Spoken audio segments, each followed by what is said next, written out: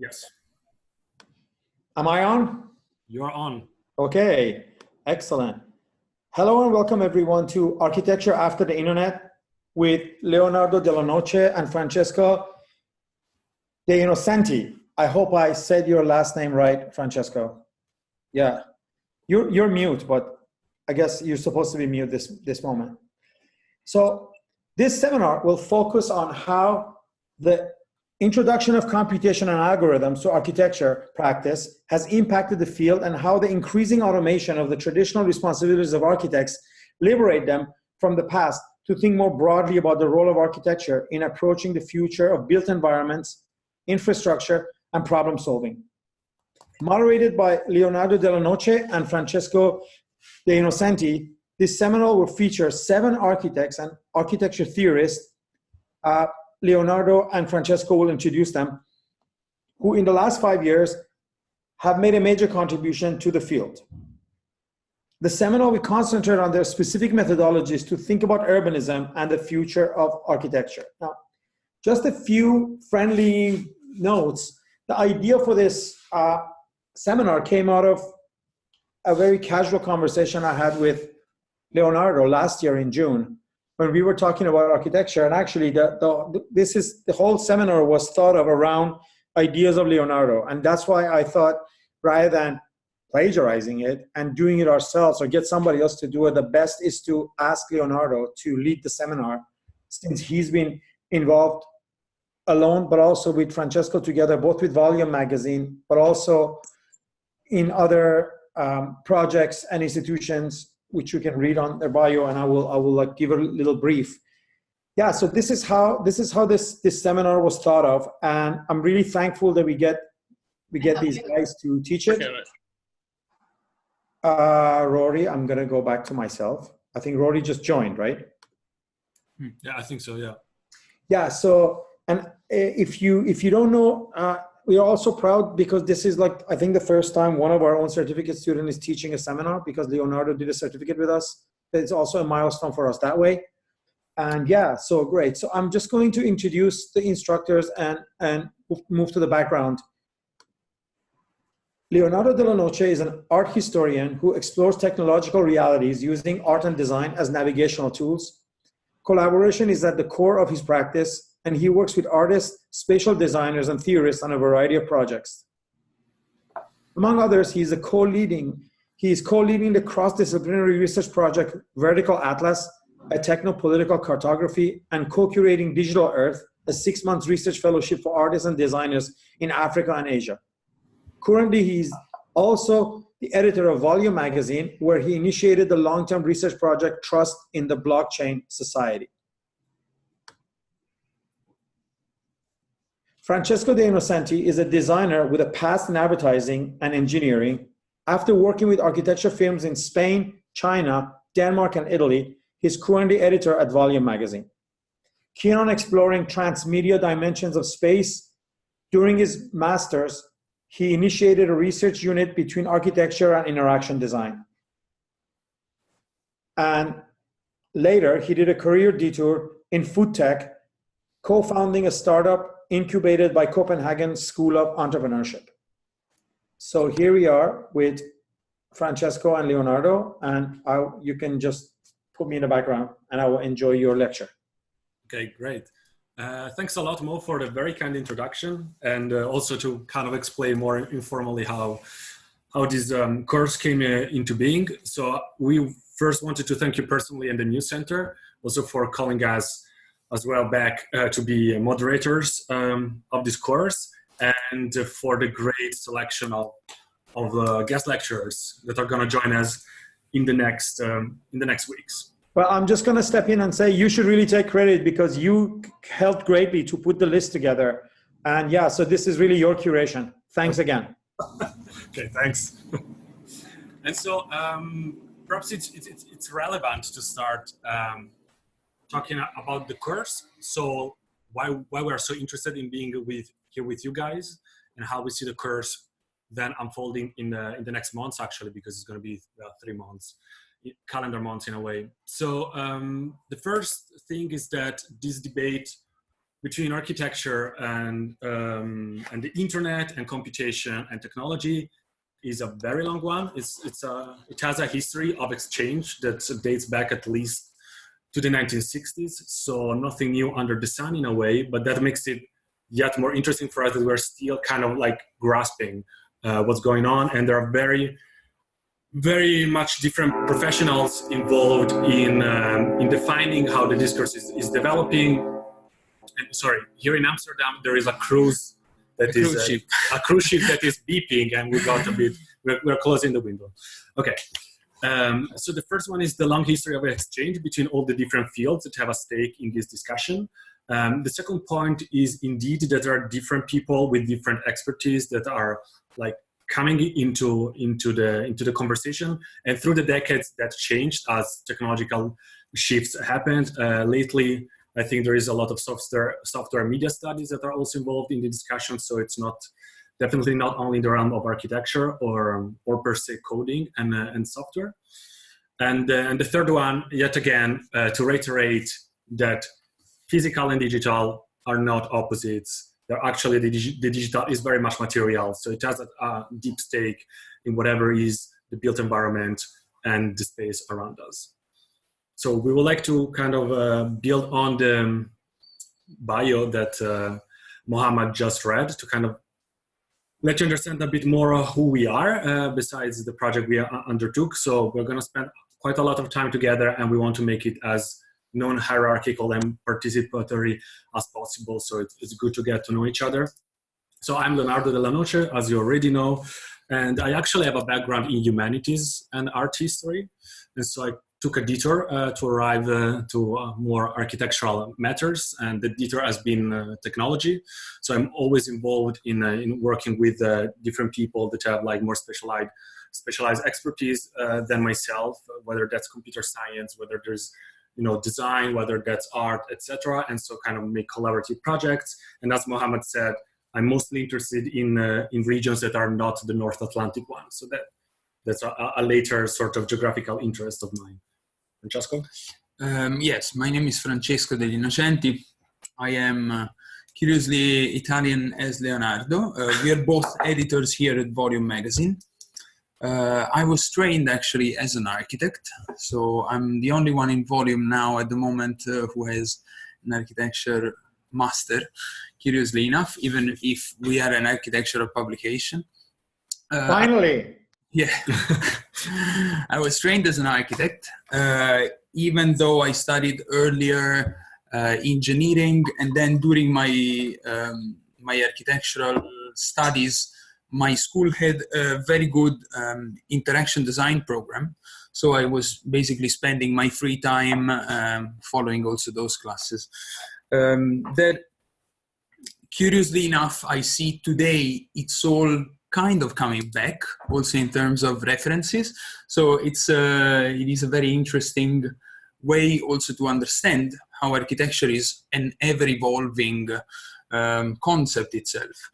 Basically, this is the foundation of the idea of Volume itself. Volume came into being as an international publication in 2005 when three important minds of the architectural discourse came together with the ambition to actually bring architecture beyond the building.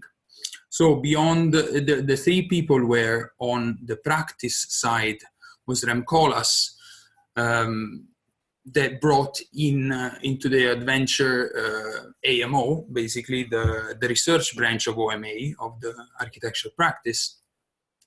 Mark Wigley, who at the time was the dean of Columbia University. So he brought in the idea of actually going beyond the education, beyond the architectural education itself. And on the other side, the Dutch partner, of course, from the publishing side, which was the previous editor-in-chief of Volume Magazine, Ole Bouwman, that shaped, the three of them shaped a way to understand architecture, which you probably know is very little related to the building itself. We hardly ever publish let's put it like that. We hardly ever publish architectural projects.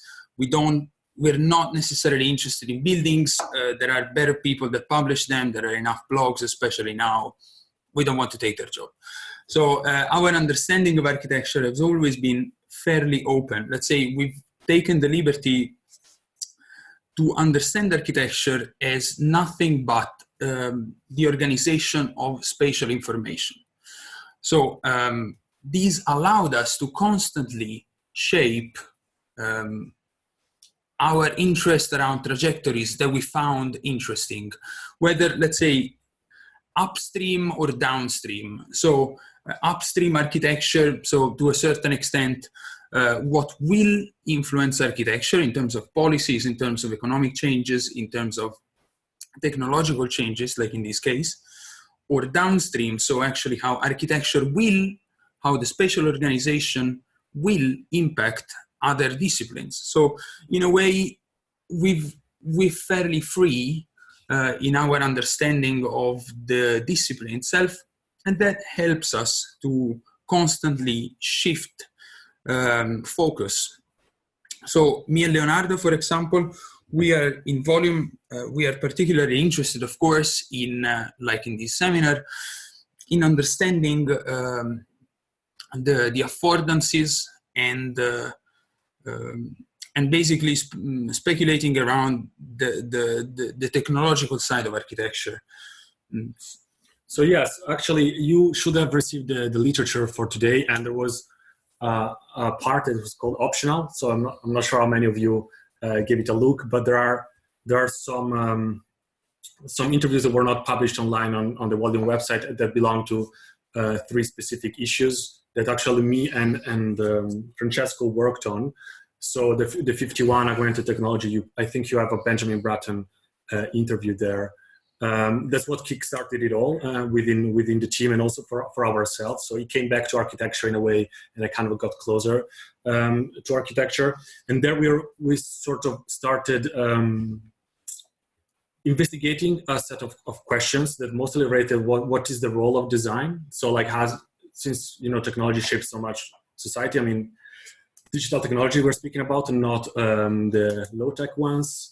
Design takes on a new relevance in organizing and managing spaces, individuals, relations, and ultimately societies. So the core question of that issue was who is driving, and that's why you have, for instance, the RECM, I think the post-mortem of the smart city.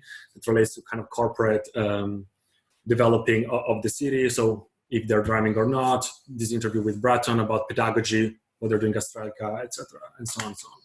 Then we work on a second one that's related to the concept of informality. It's titled The End of Informality.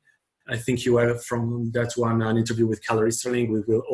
She will also teach in 2 weeks about medium design. And there we kind of like looked into informality as a disappearing condition due to technology, but also as a new condition that technology can kind of enhance, but in completely new ways, and how it is more of than a flow in the system in which, economic, political, etc. system in which we live in, a sort of feature of the design of the system. And then we worked on something that I think it's maybe a bit closer to the conversation we're going to have in this seminar, that is Civic Space. Civic Space, yes, number 53, that came out around a year ago. And it started from the intuition that actually, as we see, public space is in retreat after 30 years of neoliberal policies, because the maintenance of public space is probably too expensive for municipal, for public administrations.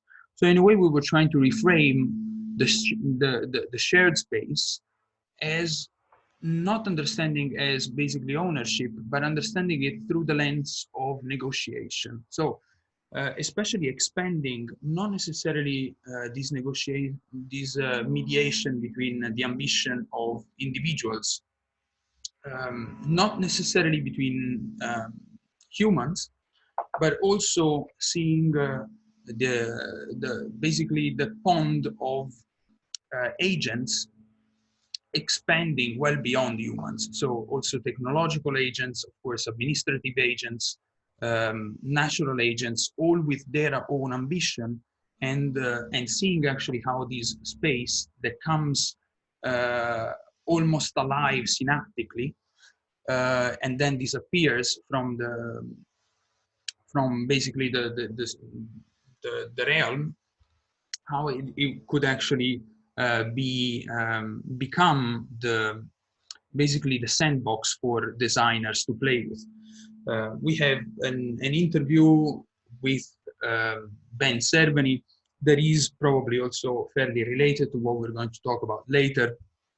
That was called Code is Code. He's a designer. I wouldn't know how to fit him into the design spectrum because he's done almost anything. And lately he's been designing, he was one of the founders of Flickr, for example. So he was an active part in the Web 2.0 revolution. And now he's working, starting from the intuition that code is code. So that the software becomes legislation the moment it is implemented. Working specifically with the city of Amsterdam to try to develop for them technological tools so that they don't have to rely on third-party private companies. So this was kind of a long introduction, but it has a sense because we are gonna. So we selected 3 texts for you to read, and we kind of had an editorial approach to the first session. These texts are not by us, and we are editors, not researchers. So we picked 3 texts that we think are interesting. We don't per se agree with all of them, but kind of shoot some trajectories for us to discuss and bring up some questions that we're going to see throughout the course. So today, after this lengthy 10 minutes introduction of ourselves, we would like to talk to you in the first part about the logistics of the course. So who is not familiar with the new center, maybe that's important to understand how things will work, what are the assignments, formats, presentations, etc.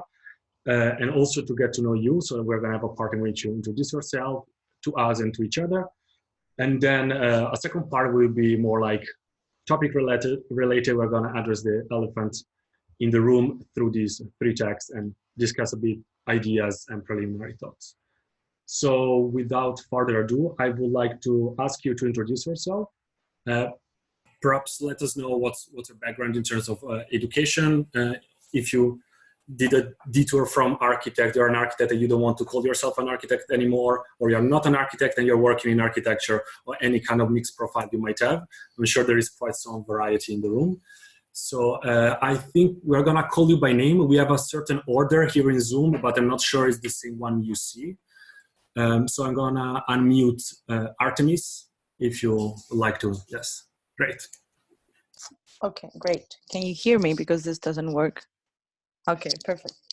So my name is Artemis. I come from Greece. I'm currently in London. I'm an architect, but I'm in that moment that, you know, everybody's talking about the intensity of working as an architect. So I took a break actually. And I'm planning to start a master's in the Bartlett School of Architecture in the MA called Situated Practices, which is something beyond architecture, as you described it, beyond buildings, and that interests me a lot. And I'm also a certificate student in the new center in the Art and Curatorial Studies department. Yes, and I'm interested, I mean, I was excited about having a seminar that is architecture in the new center. I was really happy about it, so that's why I'm in. And I'm interested also in this kind of, when I started reading the first text you proposed, I was like, okay, yes, exactly, every page, because I'm actually preparing to talk about this homelessness of architecture as a field. Like, we never know where we belong. We know everything about nothing, as they say, as engineers know nothing about everything. But anyway, no, the opposite, I said. Anyway, so yeah. Okay, great. Thanks, Artemis. Next one in our list is Alexandra Taranu. Sorry if I pronounced your names or surname wrong. I mean, apologies in advance. No worries. Did you hear me? Yes. Yes. So my name is Alexandra. I am a landscape architect, let's say. I'm coming from Romania, but I'm living in Stockholm now. So I am now, let's say, landscape architect, but I have previous studies in economy of tourism, in landscape architecture, spatial planning, and socially engaged design. A few years ago, I have been involved in research on nomadology, but sadly I had to quit it because of health reasons. So now I want to be back on track. So it's pretty much, it began, my research began very philosophical, and I began a bit naive from, you know, cultural, nomadic communities and you know, the distance and spatiality between themselves and their the landscape that they inhabit while on motion, and my thoughts kind of leaded to anyway, I ended up I ended up with the advanced technologies, and I got a bit whoa, what's happening here? So anyway, it's a long story, but I'm happy to feel that I'm coming back on track. So I think I want to be back on track with this course. So Great. I'm excited about it. Fantastic. Then welcome back. Thank you. I also see that you have a volume on the shelf, and Machine Landscape, the A&D by Liam Young. Oh, what a... They're going to pop up in the discussion. It's going to pop up in the discussion. But it's an old, yeah, wow. Yeah, it's an old issue. An old issue. You can trash it now. It's no. Okay. It's actually Ben Breton is there as well. Yeah. It was 46. No? Yeah, he's kind of familiar here. Yeah. Okay. Thank you very much. Ben is also on our board, right? Yeah, absolutely. It's a home game for him anyway, whether it's volume or the news center. Okay, now we have in the list Rory Parks. We cannot hear you. Wait, I can unmute you. 1 second. Oh, where are you? Oh, am I unmuted now? Yes, perfect. Okay. I'm not an architect. I'm a doctoral student in art education in Texas. I'm very excited to be a tourist. Very excited about you know, questions about the disciplines overlapping, implications for kind of a general art pedagogy, general kind of, you know, what does the new foundations program of the future look like? So I'm very excited to be in your all's company, and I don't have much more to add than that. No, wonderful, great. Yeah, that's great. It's all about interest, not really background. We're also interested ourselves to learn, because I think we're going to learn quite a bit from you guys. Okay. Then the next one is Ioana Lupascu. Hello. I think I have to unmute you. 1 second, unmute. Great. Does that work now? Yes, perfect. Okay, perfect. Hi, I'm Ioana. I do have a background in architecture. I kind of moved to London 5 years ago, and I had a detour because I think I just needed a break from the formalities of the practice. But I'm kind of slowly coming back to it, but not necessarily in a built form or in a kind of explorative form. I'm just using the framework of architecture to just explore other subjects. So I'm generally quite interested in abstractions, and I use photography a lot to like analyze spaces, and I also paint, and I work a lot as a spatial designer, helping other architecture practices or artists in developing their own ideas. So in some ways I take a background role, which is quite nice. I think it takes the pressure off somehow. And I think maybe in the last year I've been trying to have more of an art practice and just be a bit more critical about the things that I'm interested in. And now I'm delving a little bit in material design and generally materiality and kind of how do objects have value, and should their value be long-term or short-term? But yeah, this course was kind of I'm very interested in the idea of performative spaces, and I think it was kind of presented in the course. So then I was like, oh, perfect. This is the perfect place to kind of learn more about it and just have a dialogue about the subject. Yeah, I think that's about me. Yeah, and okay, great. And next one in our list is Lina Kramer. if she's here.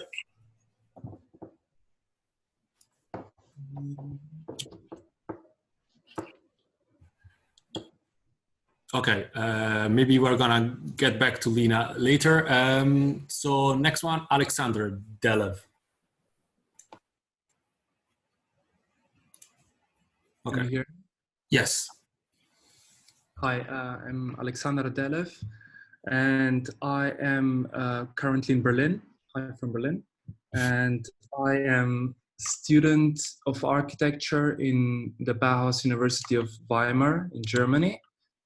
And which means I'm trained as an architect and still enrolled in a master studies, and I'm just about to begin my master thesis, which finally feels like it's going to be like a proper studies. I'm also first-time student in the new center, and I'm very happy to be able to participate in this seminar because I guess pretty much touches on a lot of questions which I've been also undergoing in the last years, and I would say in a kind of autodidactic approach, because I guess universities, normal universities cannot always cope up with the fast pace of things going on. And yes, what else can I say? I was a lot of also working as a co-editing, also graphic design for site publications, self-initiated publications, and some also more established publications. But now I'm still kind of interested in, besides conceptual framing of ideas, of their symbolic representation of spaces, actually also interested coming back to eventually also how to think of really building and making things again. And because this is, I guess, one of the things which architects still can do, more or less, to create things. So I'm kind of interested in this kind of conceptual frame on the one hand, which is also the topic of the seminar. And on the other hand, how can this be fueling for designers to think in terms of design for future design? Let's bring back the sandbox, so to say. So what we can do with that? Okay, great. That'll be short, yeah. Okay, Thanks. great, thanks. Thank you. Next one is Rabindra Patra. Hello, can you hear me? Yes, we can hear you. Okay, I'm Ravindra Patra. I'm in India. Actually, I'm artist, and same time I'm doing teaching in school. I think that's enough. Sorry, you just said that you're teaching in school, right? Or yeah, right. No, we can hear you. Yeah, sorry if we don't move. It's yeah. Okay, and I'm doing my art practice also. Okay, great. Wonderful. Then the next one in our list is Alan Diaz. Hi, can you hear me? Hi. Yes. Yeah, okay. I was also trained as an architect, but I kind of drifted away from the whole architecture and design world and into philosophy. So yeah, I just finished a master in philosophy and critical theory. And curiously, architecture appeared again there, like in the form of, well, my master was about smart cities and theories of distributed experience. And well, it was, I took the topic of smart cities and the data commons through the lens of Bernard Stiegler's work. And right now I'm in a transition period, like exploring other kind of philosophical frameworks, like especially Whiteheadian media theory, and like to address the disjunction in like the temporal operation of human consciousness and like the temporalities of data processing.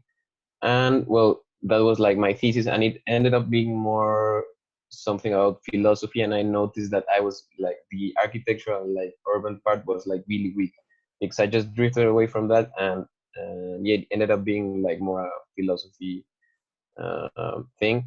And then I found this course, and after reading the text you guys sent us, I can see that there's like a whole other universe that I could also like couple with this other like more philosophical interest, and yeah, so quite excited.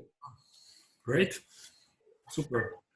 So next one will be Karen Brazier, I guess, if I say it correctly. Wait, I am. Karen Brazier. Okay. Okay, thank you. Can you hear me? Yes. Yeah. Okay, yes, my name is Karen Brazier. I'm a practicing architect in Houston, Texas. I do mostly single family homes. I do have a master's of architecture, and I've also done graduate work in sculpture. This is my first course with the new center, and I'm interested in taking sort of a more critical theoretical look at what I'm doing, which since I got out of grad school 10 years ago has been mostly very practical. So I want to kind of get some ideas for how I can contextualize my work in sort of a larger context of urban development. Great, great. And let's try to see if Lina is with us. Otherwise, Lina? No, I guess we're gonna get to know her better later on. So great, I mean, it's super interesting. Many more architects than perhaps we would have imagined. But at the same time, yes, the typical architecture in an identity crisis. I think I'm just saying you're not alone. Don't worry, there is plenty of architects like us. So now we're gonna get into a bit more the technicalities of how things work. If you're already familiar with the new center, we're definitely gonna repeat something that you know already. If you're not, I think this will be very useful for you. So the format. So how it works, how this course will work is that every week we're gonna have a different guest lecturer joining us and presenting their work or their text, depending on the practice. And they will do so for, I think, an hour plus. So there is kind of a range, for sure, an hour, maybe even more, in which are gonna just share what they do and their take on what architecture after the internet is or might be. And then that will be followed by 2 presentations by 2 participants and 2 responses to those presentations. So this means that later we are gonna sort of sign you up for specific lectures, and then you will have to present for 10-15 minutes. It's not something super long. So kind of reflecting upon one of the texts that the lecturer gave beforehand and to share it with the class. And then it's great to have someone who is like has to formally respond, because that really kickstarts the discussion within all the participants beyond just Q&A with the lecturer, which there will be time for anyway. And in terms of what? Hello, I'm Robert. Yeah, there is another one that didn't have the chance to introduce himself. Okay, Roberto, we're gonna get back to you as soon as we finish with the technicalities.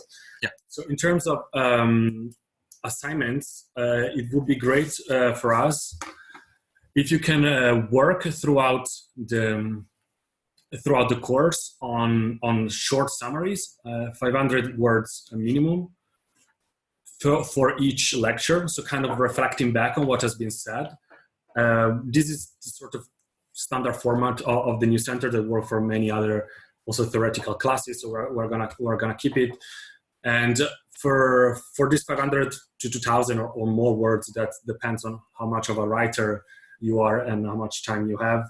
The 1/3 should be a summary of what has been said, and 2/3 of like personal reflection, whether that's criticism or implementing on what has been said, etc. Just like bringing in your knowledge. At the end of the 7 sessions, there's going to be quite a body of text. It's going to be basically going to look like a paper in itself. And we discussed with Mohammed the possibility of publishing like papers on &&, which is the publishing sort of side of the new center, and volume online. So we can work together on editing some of the papers, and there is a chance for them to be published. So we think it's a nice opportunity to work on this, and we definitely look forward to like work on in an editorial process as well with you. other options might be possible. Francesco had some crazy ideas that he wants to share with you. Yeah, the possibilities are potentially infinite, especially when you put so many interesting people together. I think one possibility was, I don't know, in front of a beer a couple of days ago, we were discussing the possibility with Leonardo of trying to take over a conference with papers. So actually trying to actually select papers and flood them with a specific, our specific interest developed throughout the course, for example, or otherwise to give even a physical dimension to these course that has been, of course, now only links us in image. So ideally, I don't know, even to try to think if it could have a manifestation in the form of exactly an event, an exhibition, or something like that. But these we will be able to actually think about that throughout the sessions of the seminar.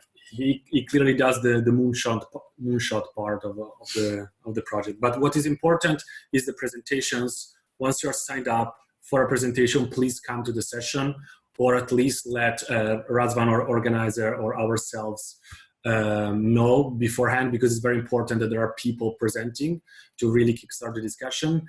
And the assignments are also extremely important. So everything we said is mandatory, but of course we are all adults, so we're not gonna, I mean, the new center is not gonna run after you for this. That's for you to kind of really have the proper learning curve at the end of this course. So Roberto wanted to introduce himself. Let me see where he is. No, click here. Roberto is, okay, allowed to talk. Roberto? Roberto, can you hear us?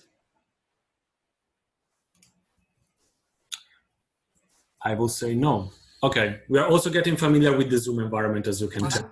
I'm gonna say like a few words about Roberto. Roberto's involved in an incredibly important and groundbreaking project. And I really wish he would get to introduce what he's doing, because what they're doing is of like central interest to the seminar. But I can't really like characterize it or summarize it. So one of these days, I think you will hear from Roberto about their project. And we're trying to find a way to maybe collaborate with him and his team. But I would like to leave it for him to talk about it before I explain what is it about. Of course, it involves urbanism, technology, blockchain, architecture, and all that stuff. There he is. Roberto, can you talk now? Wait, I'm trying to unmute you. Try yourself. Okay. Can you guys hear him? We cannot hear you. I don't know if there is a problem with your microphone. We cannot hear you. Maybe you can try to log out and log in again. I mean, once you're there, we're also going to take a break. There's going to be time. Because now Mohammed teased us with this great build-up, and now we want to know what you're working on. And now you're bound to say it in a way or another, this session or the next one or whenever. Okay. So actually, I think we should start. Should we start with the... With the lectures, yeah, presenting the lectures, yeah. The lecturers are very diverse actually in their background, and this is a very fascinating thing to have because of course since their background is completely different from one another, they come from completely different fields, from geography all the way to sociology, from graphic design all the way to pure research. Also, their agendas are fairly different, and we think that actually the roster of speakers invited for these seminar covers an incredible span of the spectrum that relates to spatial design. Next week, starting with the very first one, next week is going to be Arthur Roenbaer, who is, I think, his background is graphic design. And now he is the director of Trust, which is a space in Berlin for platform design. In the last 2 years, he worked as the head of growth at Foam, developing blockchain protocols and crowdsourced maps and decentralized location services with the group of Foam. Earlier, he was part of, I think, the second installment of the new normal program at Strelka, and he holds an MA in design from the Sandberg Institute here in Amsterdam. Discussing with him, we were talking about what his point of view will be, and he will be talking about quite a lot about platform design and platform economy indeed, and how actually these relates to public utilities, unions, and urban mobility tracking, and so on and so forth. So the second... No, we first need to, since it's already next week, we would like to already have someone of you guys to sign up for the presentations of next week. I think you sent details about this lecture earlier on, and you probably saw also on the main page of the news center. So is there someone who already feels in tune with this topic and would like to present one of the texts? The literature is already in the Google Drive. I think Razvan already shared it with you, so maybe you gave it a look already. Unmute yourself or write in the chat if you're gonna wait for like 15 seconds for the first one to show up. Yeah. By now, the literature that he proposed is called Past, Present, and Future from Co-ops to Crypto Networks. This is one. Another one is actually his own text called Commune that relates to a project that he will also talk about next week. And a third one, which is called Cooperative Enterprise as an Anti-Monopoly Strategy, by two scholars. So anybody wants to volunteer? I think that might happen to you to present twice, which is totally fine. Yeah, I can do one of the texts. I don't know. Can I like check them and then choose one? Like absolutely. Yeah? Yes. Please do. We just write your name down. So we need two presenters and two responders. Of course, the same text. Yeah. Indeed. Okay, I'm writing down Alan for the moment. The presentation is not going to be anything too... No, it's not rocket science. No. It's going to be 10, 15 minutes of bringing also your own vision on the literature. Any other takers? Okay, Artemis. Yeah, we saw your hand. Sorry. We have to scroll the bar. I just wanted to press the button. No, I'm kidding. Okay, I can take the other text. I was just wondering how, if we still have like a classroom as we did in the Hangout. Do we? Because I don't remember if Razva sent this kind of text. Yes. We are gonna. We'll make sure all the text gets to you at least as soon as we receive it from the guest lecturers. So it's at least a week before, because this is part of how it's going to work. So you will have a week to read and prepare. Also, if you guys don't volunteer, then the instructors will be forced to assign them to you, which you will get in an email by Monday, and then you will just be assigned one. So it's much better if you pick your two yourself rather than being assigned. Yeah. Okay, so we have two. Artemis, great. I guess that you're gonna let us know which text later, like tomorrow. We can talk about that. Then we need two respondents as well. So one who's gonna respond to Alan or Artemis. As Mo said, better now than later, but you can also take your chance. All right. No one. Let's say That's fine. Sol for now, and you're gonna know who is. Yeah. Alexandra is. Great. Alexandra, perfect. So I sent to Alan. Okay, you're gonna respond to Alan whatever the text is. Great. Yeah, you can even collaboratively decide which text. Yeah, please discuss among you. Okay, so Artemis, later hands. We need these ones right now just because I can respond to myself. yeah, like in a feedback loop. No,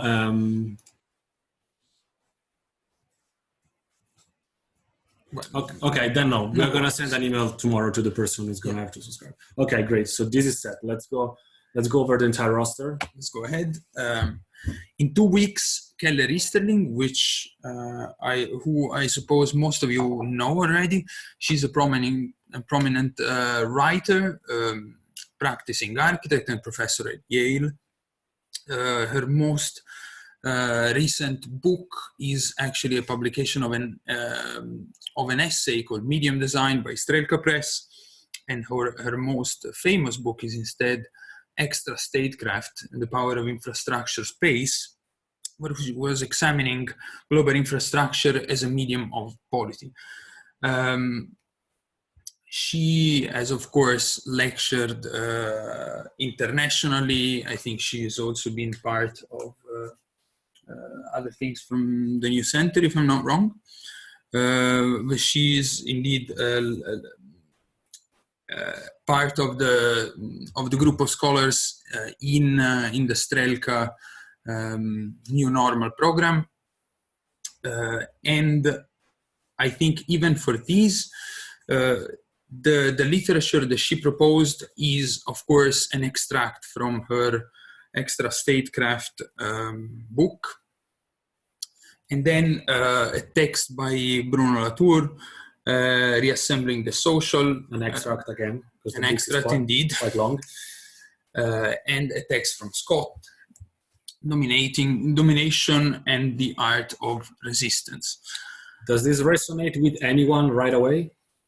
Like to give a presentation? Okay, Alan, great. Alan, I like our response to you on this. But can I confirm like next week, because I may be like really busy that week, so sure. Yeah. Can I be like optional? It's okay. Alan, if you didn't do it, I'll do it. I would love to be in conversation with Keller anytime. I would also join. Me, Alexandra. Alexandra. So Alexandra and Alan, and if Alan emailed and said can't do it, I will present on the book. Yes. On the chapter. Perfect. So we write down also Mohammed, and we need respondent as well, like two. Joanna, great. Perfect. Yeah. And then another one would be great. Let's see. We just need one other respondent. Please write in the chat or unmute yourself. Okay. Rory, are you saying yes, or are you moving the phone? Well, I was interested in the reassembling the social, responding or presenting, either one. Perfect. Fantastic. Okay, we put you down. Great. Okay, guys. Responding, yes. Okay, wonderful. So reassembling the social. Do you have like already, I mean, let's go through, Alan doesn't know, but Alexandra, which text would you like to present since you raised the hand? Which one specifically? The one of Keller Easterling. Extra Statecraft, great. Yeah. Okay. Okay. So the text will be reassembling the social and Extra Statecraft then. Okay. Perfect, yeah. So Statecraft, all right. Yeah, let's go on. Then, the week after, we will have a tandem of presenters, Marta Ferreira and Benedict Singleton, both working as strategists. Marta Ferreira is founder at Rival Strategy, a service design and strategic design office dealing with the fluidification, basically, of processes for organizations. And Benedict Singleton is instead a strategist with a background in design and philosophy. He's based in London.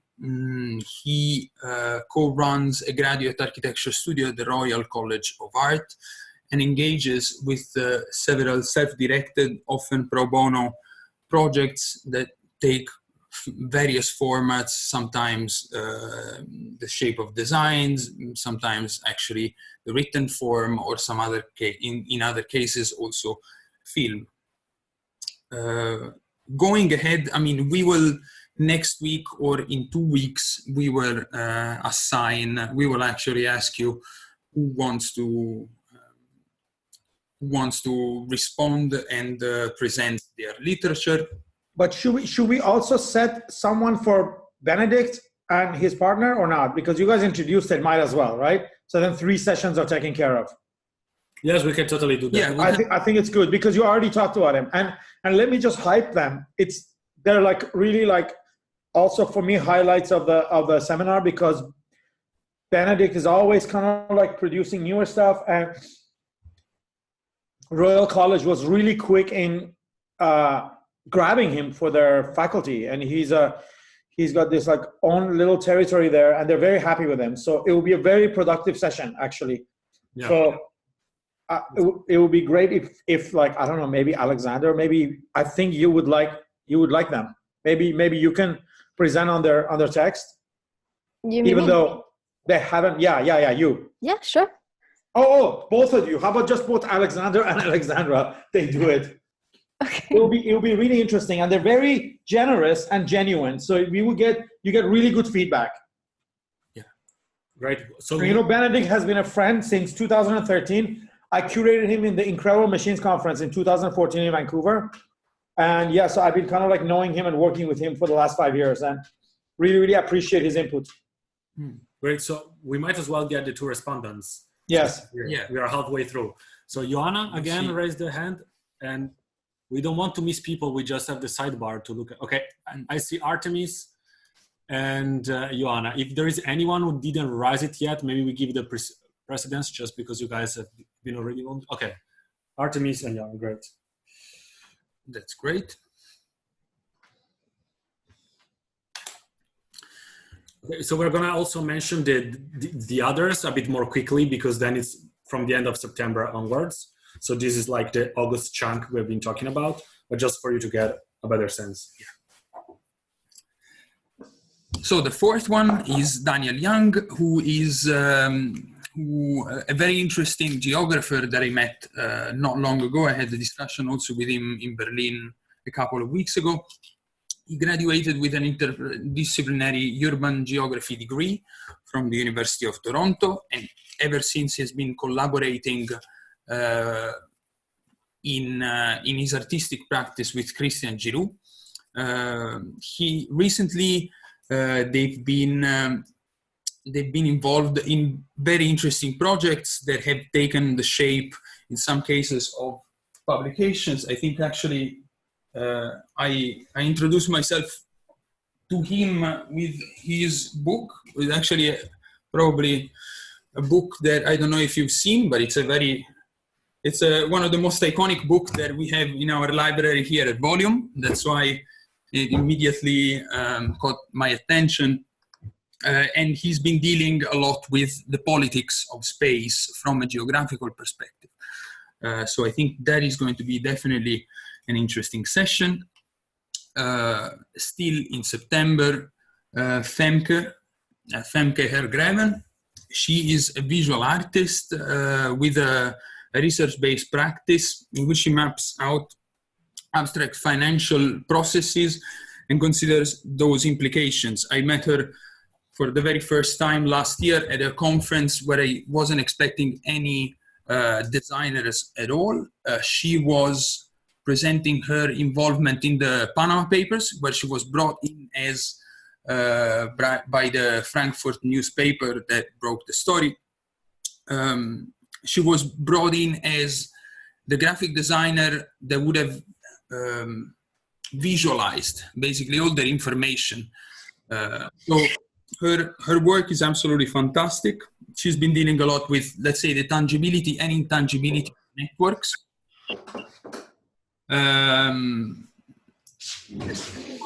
The 6th speaker is Alessandro Bava.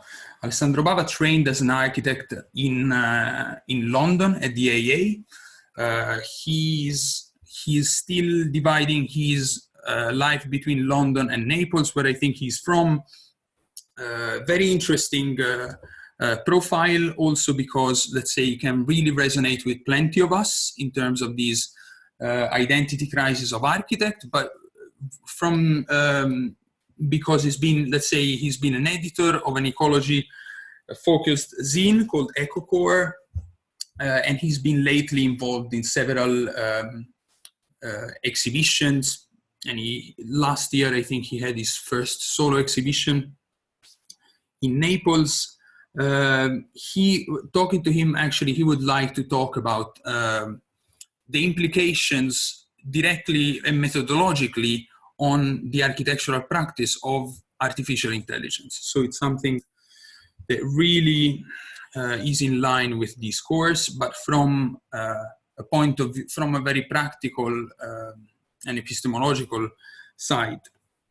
And the last one to actually close, Charles Stankiewicz, he is a Canadian artist that has explored issues such as the notion of field work in the embedded landscape. Very interesting practice also, his artistic practice. Once again, absolutely transmedia, and especially interesting if you go and see what he's done, especially his military, basically what he tried to understand and map and speculate about the military industrial complex and the history of technology as well. So this is a very a few more words on Charles. Yeah, on Charles is that he's also a curator, and he's also I think he is the head of the fine arts department at the University of Toronto, because he's so talented and multidisciplinary that they hired him to basically as the dean almost. So he's very influential in Canada in terms of like someone who has an opinion on technology, architecture, art, and curatorial field. And I remember in 2012 or 13, he did a groundbreaking exhibition that won the award for the best exhibition of the year. And it was around the camouflage and military. It was in his research in military. Yeah. And he's working on another one, kind of like a blockbuster exhibition like that. So I guess he will talk about it in the seminar. Great, thanks Mo for the addition. We actually didn't know about the awards, etc. So, okay, great guys. So yeah, this has been a bit more the technical part of our meeting. So now you know who you're gonna meet roughly. Of course, there is much more to say about them, and they will say much more about their work. And do better justice to that. I think we are about an hour in, and will make sense. We can try again to present. It makes sense to present Roberto once again. Roberto, are you here? We see non-moving.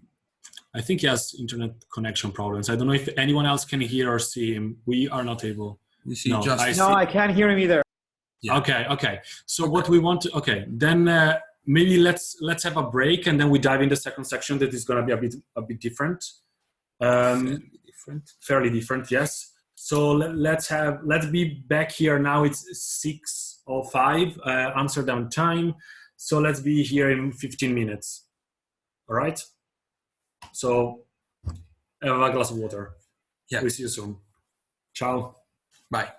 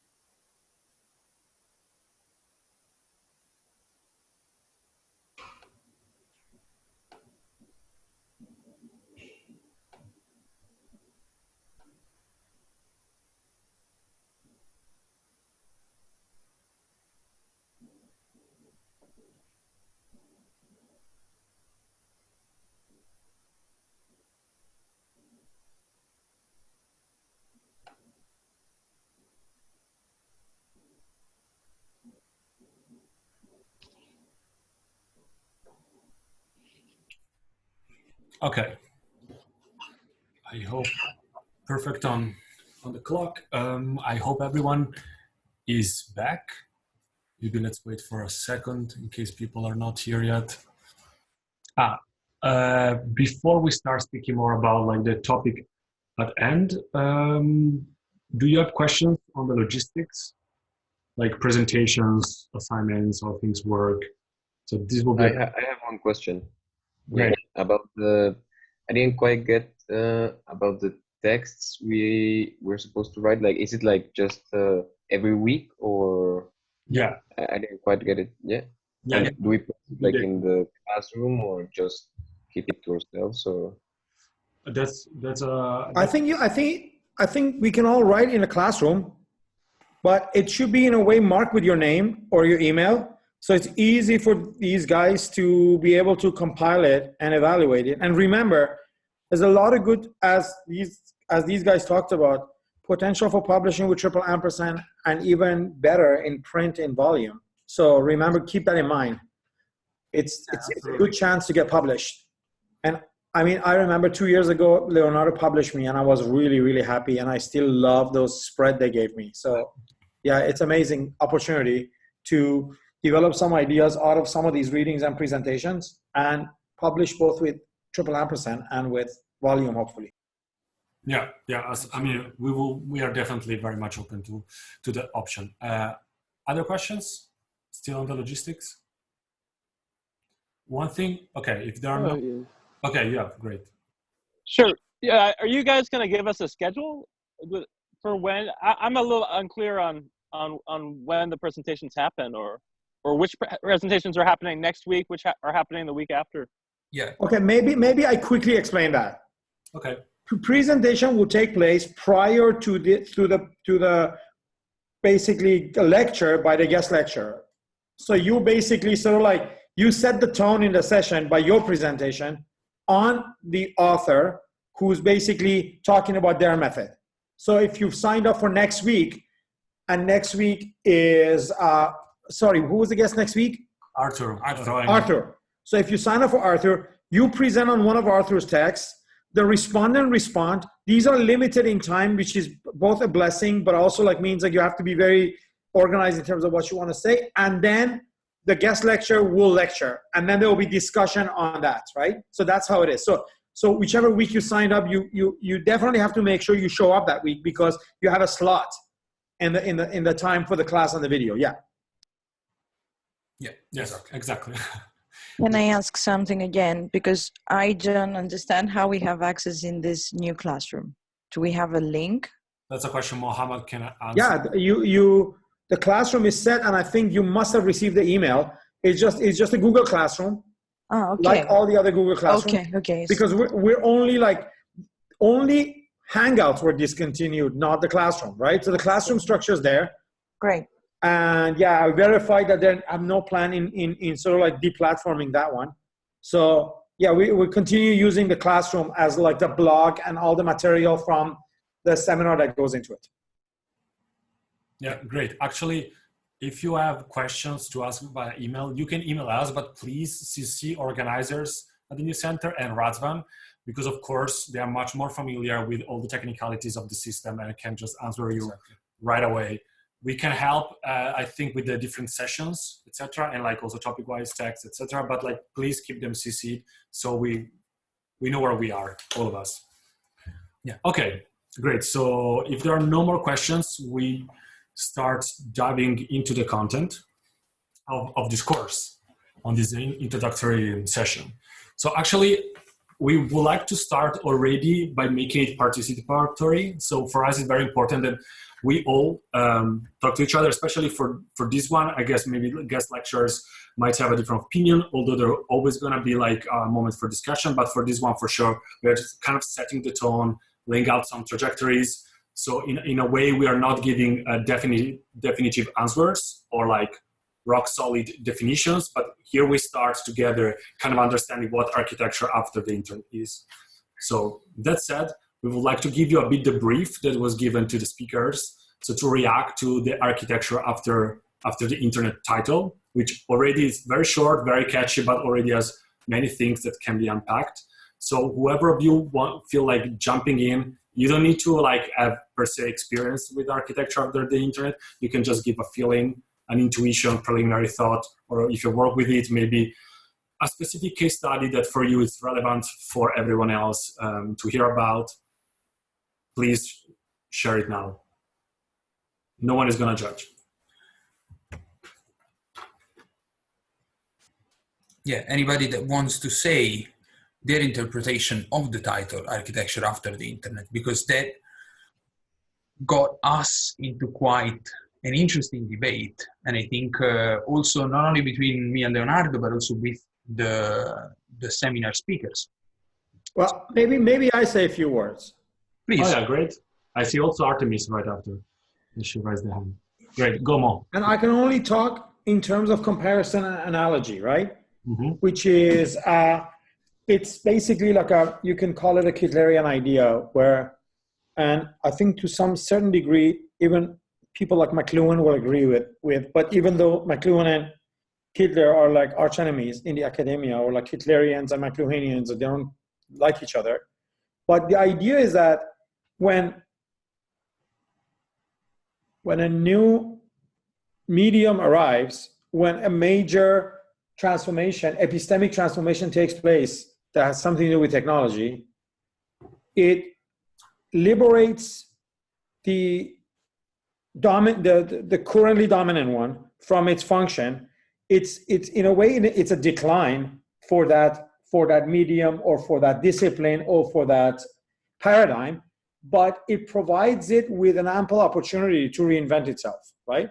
And we saw that happen in art when the sort of tradition of perspectival and realist depiction of the world, which was something painting basically did, at least from 1500 on, was taken over by photography in what historian of science Peter Gallison and Lorraine Daston called a switch in the function and means of objectivity. We went from artist's hand being responsible for depicting a picture of a world to what they call mechanical objectivity, which is when camera with a click does a job of artist, one of the jobs of the artist, the main job of the artist takes over. It kind of puts painting in decline, but at the same time, it opens up new opportunities for painting. And we saw that in the history of modern art, that as soon as photography came, painting was kind of liberated. And basically, if certain trajectories kind of like got going, one of them was abstraction. That kind of like began with Impressionism, totally like taking the frame of photography. If you look at a lot of Impressionistic paintings from the mid 19th century, you see these type of random Instagrammy kind of like frames, but what was in the frame was completely a new form of looking at the world, a new artistic epistemology that then they developed, and it in a kind of like a Hegelian history kind of arrived at Jackson Pollock like a few decades later, right? Like the full abstraction or like non-objective painting. Mm-hmm. So the idea for me is also like what kind of like similarities exist if we think how automation and algorithms are kind of like slowly making the traditional job of the architect redundant. What kind of like uselessness afford architecture to become more creative or reinvent itself? So that's sort of like what I understood from that original conversation we had, Leonardo, and basically what, for me, propelled the idea of the seminar. Great. I think others maybe can challenge me or add to it. Yeah, absolutely. Artemis, you were raising your hand if you want to take the word. Yes, I would actually continue what, in the same way that Mo was saying it, that it actually makes technology in every field, makes architecture to reinvent itself. And I believe that this title, it has like, for me, it has three different aspects, let's say. So the first one is, as Mo mentioned, the algorithms behind it, the way of we design. So, for example, we can see, of course, all the parametric architecture and all the automation. And I recently saw an amazing project in the Bartlett School of Architecture, which you actually had. It was really good because it changes all the inhabitation, the way of we inhabit and the way we design new buildings. So it was robots, and the robots actually rebuilt the building when you are away to work. So which is like crazy. And they actually did the algorithm, and they proposed the way of this is going to be done. So this is really radical in the way that we design. We don't design anymore. We design robots in order to build new ways of inhabiting the space. So the one is that. The second one is architecture after Instagram, in a way, again, how we inhabit the space, because we are in a position that we curate everyday acts and we present it to the public. And yeah, that is from the way, not from the designer's way and the architect, but from the inhabitants, that they actually are the architects and the curators of their everyday acts every day, because they photograph it and they present it as super perfect images to the world for some reason that we don't know. And the third one is the new, this is a new thought that I had actually this week because of an open call from, you probably know, the Malaparte Cafe Instagram platform. It's, they just did an open call on influencers. Yes. And they comment on that, and I responded. And they comment on that kind of new notion of architectural students, that they prefer to be influencers and produce images and avoid actually the act of designing a building. They say, of course, it's, for me, it's not that it's not architecture. Of course it is, because they add in the architectural thinking, and they propose utopian and comment on inhabitation. So it's still architecture. So yeah, these three parts, like algorithms in the way we design, influencers, and Instagram in the way of how not architects but inhabitants curate their inhabitation. Great, thanks for sharing. Yeah, these are very interesting points. Someone else wants to react, to respond, put out some new ideas? I mean, we're talking Instagram. I can only joke, so I'm just gonna like not say anything because, like, I mean, it's great that Instagram still needs an external world for it to exist. So I guess it will be like, what will be like Instagram after the end of the world? Because once we don't have the world, then what are we gonna happen with Instagram, right? Because at least, you know, you have to point your camera at something, even if you're not making buildings, right? But it just absorbed this like world of Instagram. Absolutely, yeah. I think there is a course to be made about that specifically. Someone else on architecture after the internet?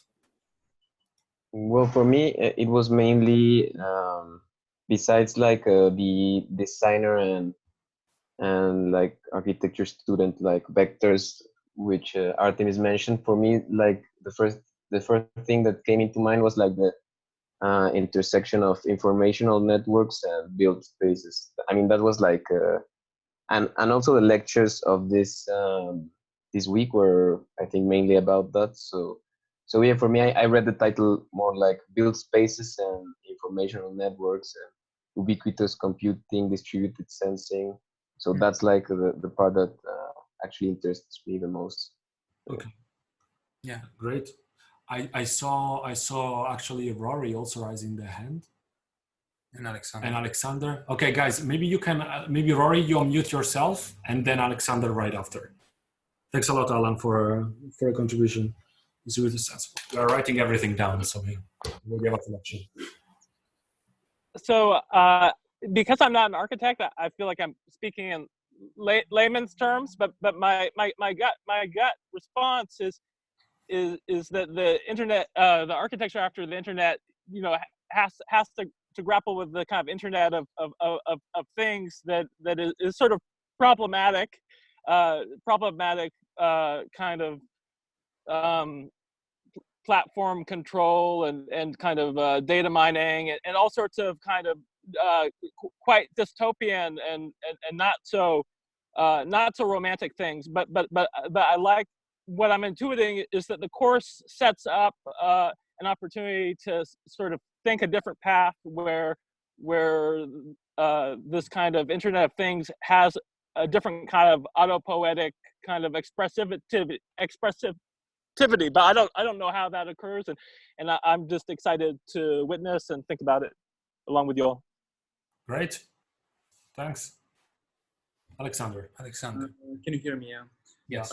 2 points. The first was one triggered by Mo's idea on this kind of disruptions or changes which happen when new technologies emerge and when they become mainstream. And 2 points. The first one, since architecture is also very much kind of media related profession, in a sense that things which are being produced, drawings, models, and so on, are produced via media today with computer. So within like 2 or 3 decades, we see profession undergoing a very fundamental shift and change, and also of their shift of the designer's episteme, if we can call it this for this moment like that, because for centuries, decades, they're being used to draw in a one way, and all of a sudden using new media to draw actually maybe even the same in a new way, if that makes sense. Mm-hmm. So question mark is, to this point, how empowered are architects with new media, internet, and also the drawing tools? So how empowered are we? Because the change came very quickly, although there are of course several decades, but nevertheless, and the second point is that, which I want to address, is the work scope and the work services which an architect offers, which are also of course going to big shifts. Whereas we think of a classic architect who designs, builds, eventually mediates projects, today around the profession of architecture or the topic of architecture, we can maybe add like 5 another services, work scopes, what an architect can eventually do. And I'm aligning to this. I want to put the how much universities can offer to be able to work with the new services. So I'm not sure if this makes all sense, but in the second point, but let's bring it in that, yeah. Great, absolutely. We're putting everything in the pot, and like I think by the end of the sessions we're gonna have like answers to our questions, etc. Joanna, go ahead. Wait, I'm mute. Oops. Okay, I've managed. Yeah, I guess I had a point on both what Mo was saying about disruption and what Alexandra was saying about education and how the title works in between them. And I definitely think it's a moment of disruption. I feel like architecture kind of fails to acknowledge the potential of this moment, because in many ways it denies the access we have to information and the fact that we are so kind of aware of our environmental disaster and the way climate change is happening. And in some ways we have all this access, but we also have so much information that we suppress the realities that we're not agreeing on, and we still kind of fall in love with form, and we still fall in love or want to produce. And I think it's also because of our education, which is still quite formal, we don't want to move past this very formal and traditional introduction of architecture and practice. We still want to hold on to this narrative of, oh, space is very much built, or it's matter. And the reality is that, I think, from my point of view, the role of the architect after the internet is to acknowledge the changes that are happening in society and be an advocate and a critical agent for change and for introduction of,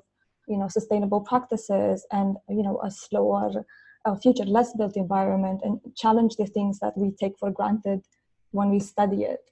And I'm quite interested how, through automation and this kind of taking away from the process of making, we can allow ourselves to be more conscientious in the way we act as makers. And I think I also quite like this idea of the architecture after the internet as a way to dethrone the architect, which has such a high status and very little actual positive impact. Mm-hmm. And yeah, I'm just generally, I want to see how this rejection and how this democracy of the information can have a positive effect when you have the role of an architect. Great, yes. Actually, one of the jokes in the office that arise when we were making an issue about the is that at the very end of the day, it seems that lawyers are much more of designers, impactful designers, when you speak about urban plans, than architects themselves. And insurance companies as Insurance company, yeah, for sure, all the corporate environment. Okay, great. Someone else wants to add something to? Isn't it exactly why we are like architecture has reached a limit or is passing through something like this very, very cynical example you brought up? Yeah, but that was more like, as I said, was more of an inside joke then. Now, of course, we still believe in architecture. We are holding on even to print about it, so. Well, I didn't say architecture is going to end. I just maybe I was misunderstood. That it's reaching like a turning point or something. Like, I don't think architecture is going away. It's just. No, for sure. I think this is something that is also kind of come out during like these kind of short presentations we're going to give about the text. Yes, like through the decades, like it started shifting really 50 plus years ago. And we're still kind of in the same process of transition and disruption that you also mentioning, Mo, kind of like architectural grappling with whatever has been happening during these years. So is there anyone else who wants to bring in other thoughts on the? Okay, otherwise we can, please feel free to interrupt us if you want to drop a thought, etc. As we said, we want it to be as, discussion as much as possible. Now we actually want to explain you maybe a bit what is our like editorial logic behind this introductory session. So we picked 3 texts. I don't know how many of you read them all or through them all. We're gonna go over them anyway, and then have like a discussion on this very text. So the authors, as you probably noticed, are extremely different, and the ambition, of course, that they see for design and special methods, and also where they come from. So the first one is a text by Molly Stinson. She's a professor at Carnegie Mellon. Yeah, exactly. And she's done this incredible archival historical work, diving back on the early on discussions around how computer will impact the work of the architect. So she comes from really Eastern architecture and architecture as a field. Then the second one is by Code Space is by Robert Kitchen and Martin Dodge. They have a completely different set of concerns when they speak about software and space, because they are geographers. And they kind of also want to understand almost the epistemology of software studies to an extent in the book. So they analyze space as this kind of core unit, which is for geography and sociology, but of course is also a core unit of architecture and designing. And so they bring in their very specific understanding of that. And the third one is by Benjamin Bratton, who is formally trained as a sociologist. His profile is a bit mixed, but of course there is a lot of sociology in his work, and software studies is like his work has been really flying within design and architectural communities as well. And he then again analyzes urban scale AI and kind of the material basis of that. So all 3 texts are very different, but we selected in such a way that it would really kind of like draw new lines for us to think about throughout the next 7 sessions. Now we're gonna start actually sharing a kind of simple PowerPoint we created. So I don't think you're gonna be able to see our face. Share computer now? Yeah. Share computer. Yeah. We don't have video clips. Okay. You should start seeing. Do you see the presentation? Yeah. Okay. I see people nodding. So that means let's put it full screen if it is possible. Okay. Anyway, okay. That's okay. So we were asking actually to you as well as the speaker, the same question that we asked the speakers, which is how do you interpret really the title itself? Because the title seems incredibly enigmatic to a certain extent and incredibly open also to appropriation. So when we were presented the title, we immediately divided it into 3 parts. Of course, with architecture being the very first one.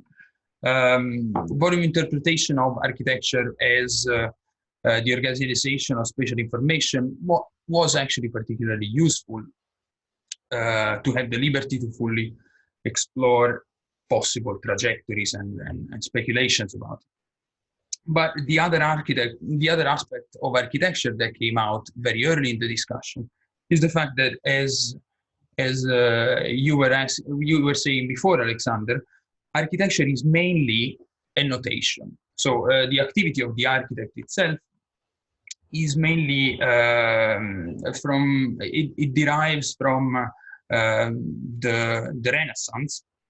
So in the last 500 years, architecture has been mainly a notary, basically a representational activity. The activity was not really the construction. Let's be serious. We don't build. We imagine and draft so that other professionals will build for us. So the architect's tool per excellence is the pencil. Really, is not really all the construction tools. Other parts that actually tickled our imagination was, of course, the internet. But rather than trying to define it as such, we try to actually keep it together with this post-internet notion. So we started really from an anniversary. Last year, it was the 25th anniversary of the day in which the CERN in Switzerland released the source code for the World Wide Web, actually laying the trajectory for the first truly global infrastructure for information exchange. So, give or take 25 years have passed from its deployment. So starting from this anniversary, we drew basically an analogy with another process that takes 25 years in urban planning, which is the municipal master plan, which in the Western history of urban planning usually was taking that time span. After 25 years, it would be evaluated, it would be redrafted, new trajectories would be discussed, a bureaucratic process would lead, of course, to a political approval, to finally culminate in the adoption and the implementation of the master plan. So, thinking actually also about what some prominent theorists like Bratton, that will, as you will see today already, or as Aureli, that we know is going to be part of the literature in the next sessions of the seminar. Both theorists, curiously, talk about the world as a seamless urbanization. Bratton, of course, as planetary computation, Aureli as basically an ever-expanding colonizing form.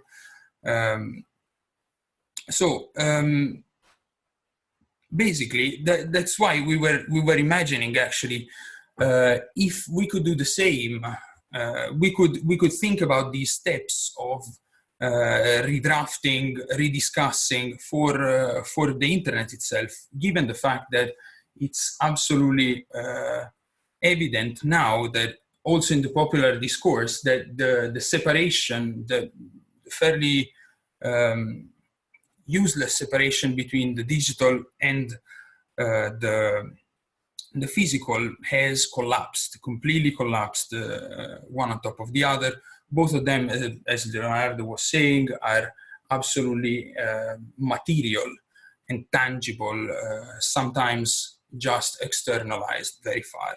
So we can start from the question that opened a very important conference some time ago.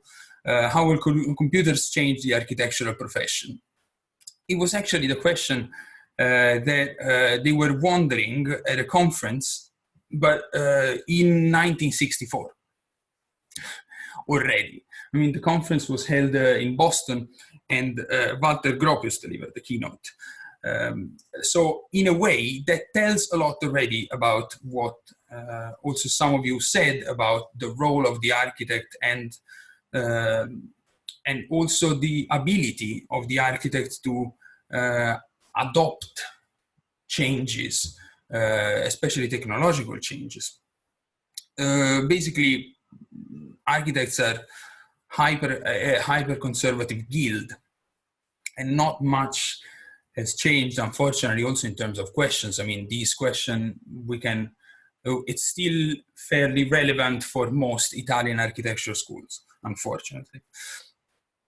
So, as we see from the excerpt of Stinson's book, already at the time, the few architects that got engaged directly with the newborn discipline of computer processing followed broadly three areas of tech development.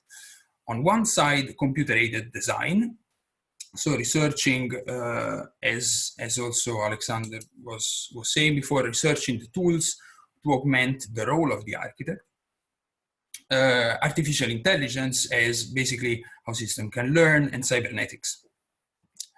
So we're going to leave actually the self-reproduction of systems for the very third part of the lecture.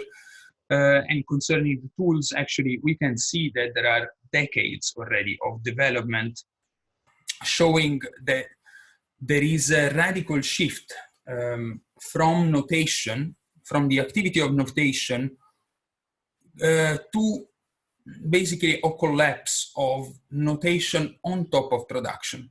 So this is something that has been often discussed, for example, with parametrics and so on. But the part that we are interested in, especially now, is cybernetics, is understanding the principles of cybernetics and how these principles influenced enormously the design of spaces that we daily inhabit. Now, this probably might be banal to some of you, I don't know, but given the fact that your background is also very diverse, I think it is fundamental to actually pinpoint some of the key concepts that are absolutely pivotal to understand the relation of architecture with technology. So we can actually start by saying that basically 100 years ago, the ecosystem itself didn't exist. And by that, I mean the concept of the ecosystem.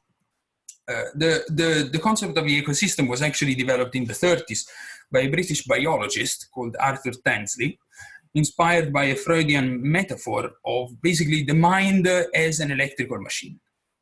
Just a network of nodes and circuits activated almost synaptically by little bursts of energy. So, fascinated by Freud's theory, Tansley made a conceptual leap that was quite fundamental for the history to come. He applied the same model, mechanicist model, to the organization of the whole natural world. Postulating so, actually, he was hinting at something that had been discussed for millennia in Western philosophies, but he was actually giving scientific validation to the underlying balance of nature. So any disturbance to this balance would trigger an ecosystemic response toward the original equilibrium. Now, we can see also in our mind and in the way we think, in the way the discourse about the environment is carried, this assumption is still very present in our imaginary. In the 50s, building upon basically his notions, the electrical engineer J. Forrester aimed to understand this self-regulatory ability through the modeling basically of computer circuits, coining basically the structure called stock flow feedback that became the backbone of the newborn discipline of system dynamics. So every interaction was a transfer of energy, once again, between two elements of the system. Every action of the all-encompassing ecosystem was driven by feedback loops among subsystems. So you had physical systems, social, electrical, biological systems, but also political systems and chemical systems, etc.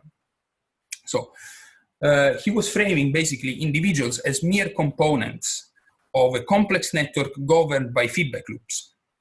And cybernetics was offering, therefore, a post-anthropocentric exegesis that linked humans on one side and machines on the other through mathematical formula. Forrester was thinking that actually using computational power, the behavior of the ecosystem itself could be ideally predicted. Now, of course, there is once again this assumption of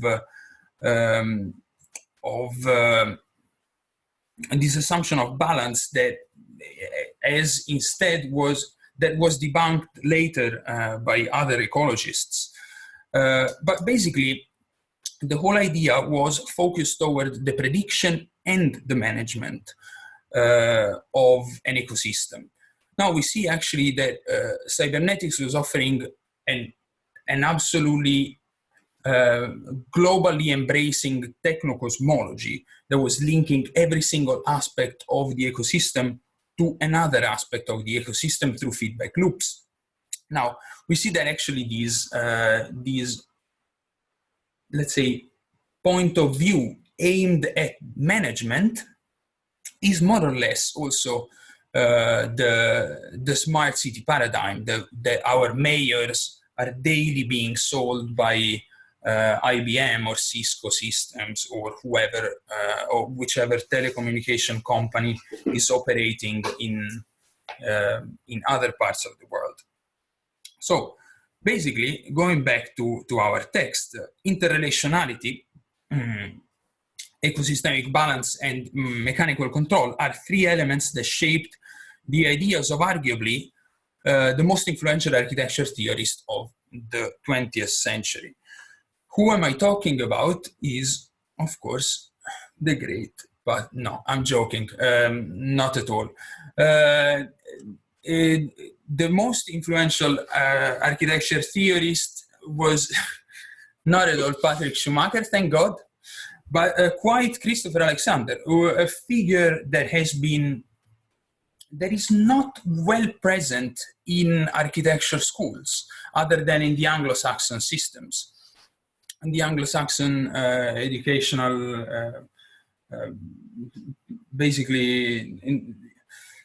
he's not well explained. And I say that actually he's the most influential theorist because his influence was absolutely enormous when we understand what he did. Just not the space architects usually design. It was rather the digital space. Basically, his way of organizing information was used to cross over between software and construction. Just to give you an example, all wikis that we are daily using are a direct derivation of his theory. So the term architecture, that's why after some of his theories were circulated in software in programming environments, basically the term architecture was actually adopted by computer scientists. They were in need of a metaphor to actually render tangible. They needed to actually render tangible the world they were building bit by bit. So going ahead a little bit, understanding how Christopher Alexander's theory was organizing information is to see how basically in his book, in his very first book, which was the almost direct publication of PhD dissertation called Notes on the Synthesis of Form, basically for him, the designer seeks to solve a problem that is representational, that is not actually representational, like usually you would imagine, but is rather structural. The designer actually acts on the boundary between form on one side, form being the organization, the part of the world over which she has control, and context, which is the part that actually puts demands on this form. he form basically adapts to the design problem with different degrees of fitness. He introduced this idea of fitness, which was the relation of mutual acceptability of form on one side and context on the other. So it was the relation between the two. However, of course, since the context was, as he was saying, completely out of the designer's control and wasn't static, the form had to be homeostatically able to adapt and respond to change. Now, curiously enough, actually, his definition of good design wasn't a positive one. And by that, I mean that he was saying that good design is the absence of a bad fit. So basically, he limited also the scope of investigation to misfits in this part of his theoretical explorations, because he didn't think that, basically he was saying that what doesn't work is easier to address than an infinite list of possible design attributes. He evolved this theory in his in another very famous publication of about 10 years after, a pattern language, basically where he expanded this theory with a set of 284 patterns hierarchically organized micro to macro. So what do these patterns do? As you can read, basically a pattern solves a problem which occurs over and over again in our environment, and then describes the core of the solution to that problem in such a way that you can use this solution a million times over without ever doing it the same way twice.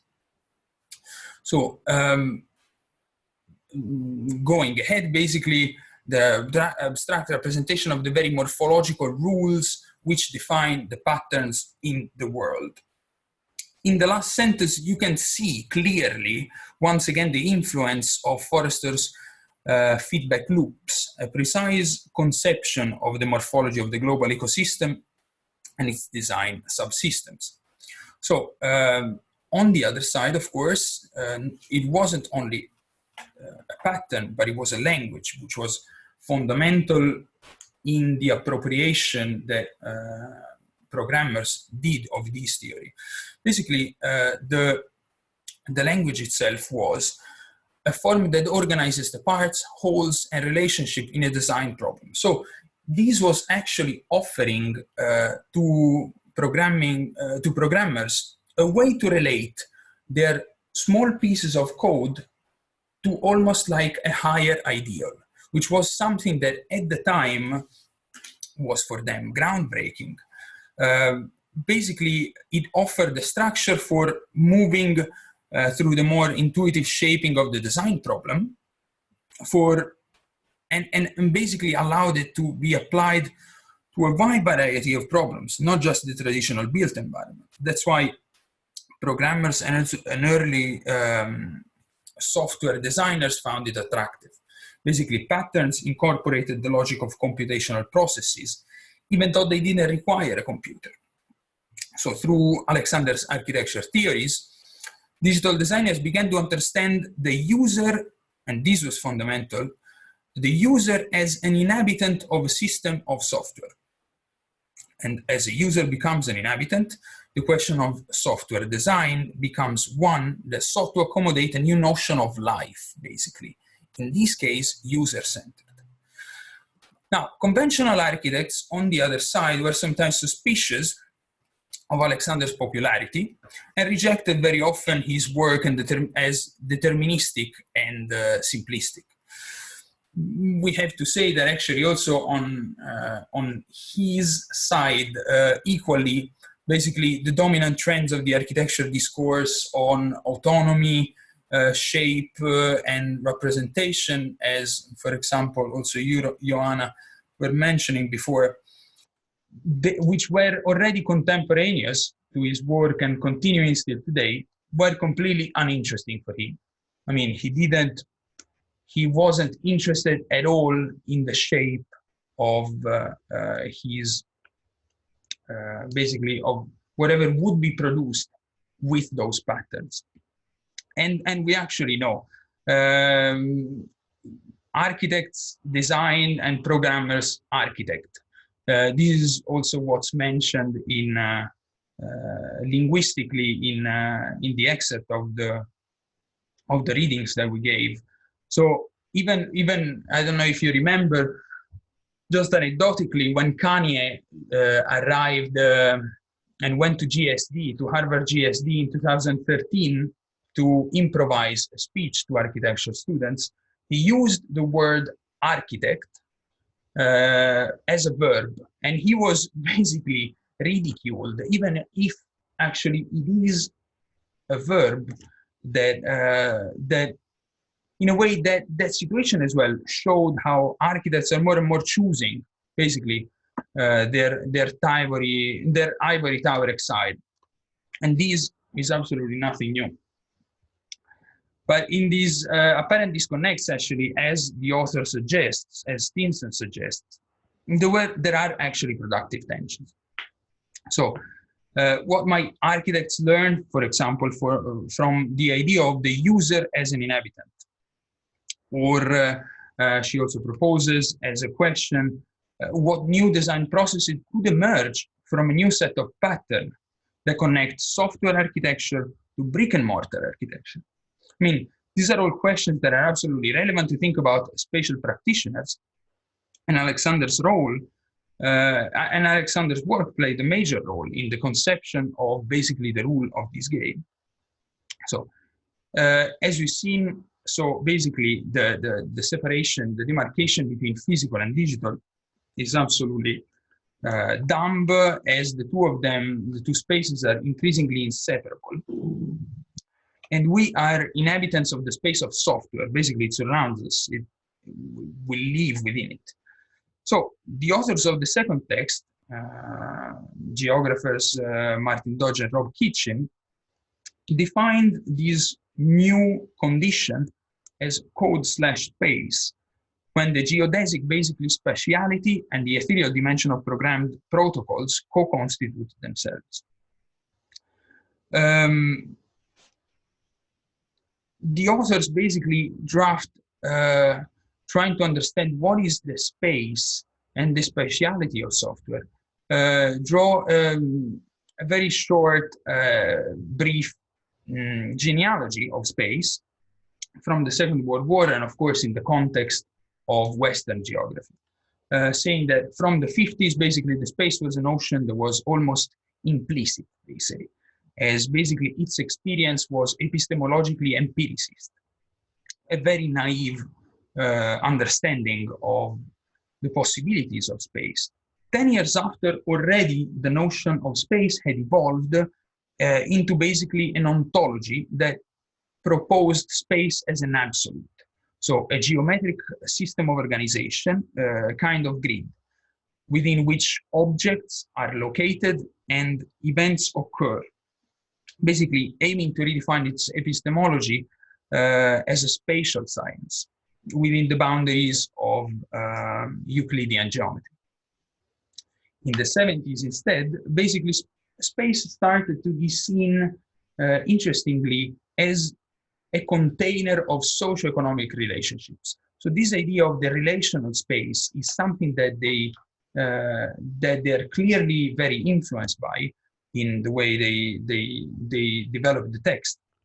So the authors realized that basically still today, space is still too often interpreted by scholars as an absolute medium. Therefore, explorers is explored usually through the lens of media studies. Their point of view is very distinct, yet we might say even complementary, because they say that geometric protocols are so intertwined with the affordances of software that spatial implications should be investigated also by software studies. So starting basically from this intuition, the authors seek to rethink the concept from an ontogenetic position. Now, by ontogenetic, what do they mean?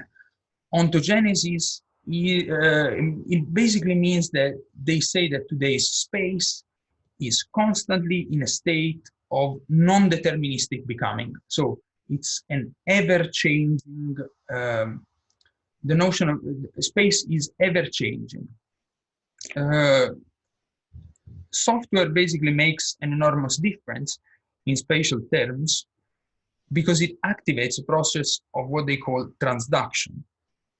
So when code mediates this transduction, which is the process basically behind this non-deterministic becoming, when code mediates this transduction, we have the intermediate condition of what they call coded spaces. Coded spaces are spaces that are augmented by the presence of software, but yet they don't fully depend in their operation from it. Instead, actually, the dependence, of course, of the role of software in how it plays with the operation of space is really this code/space, basically inhabitants, once again, of this space of software. The two geographers basically characterize this transactional space as contingent, ceaselessly scaled and context dependent. Basically, this activation, what they mean is there is, they say contingent because they say there is still, it still allows a degree of negotiation. Ceaselessly scaled because it actually, it impacts at the same time completely different scales of space, and context dependent because they are really basically the transduction is going to be experienced by each person in a completely different way. So there is of course a certain set of identity politics and environmental conditions that play differently, even with the same code, of course. This generates basically these code/spaces that are highly relational, emergent, and what they say, peopled. Especially the relational aspect is interesting if you frame it in the everyday context of basically of our explosion of information. Also, other theorists and philosophers like Bifo mentioned basically this relational aspect, this relational fatigue that comes from having to constantly reevaluate because of technology your relation to anything around you. Before, let's say, there were ideologies, now actually your relation between you and something that might be coded, that might be augmented, or even might be static, is constantly changing. That's why ontogenetic, and at the same time constantly forcing you to reevaluate. So this was basically their idea of how to define a new condition in which space,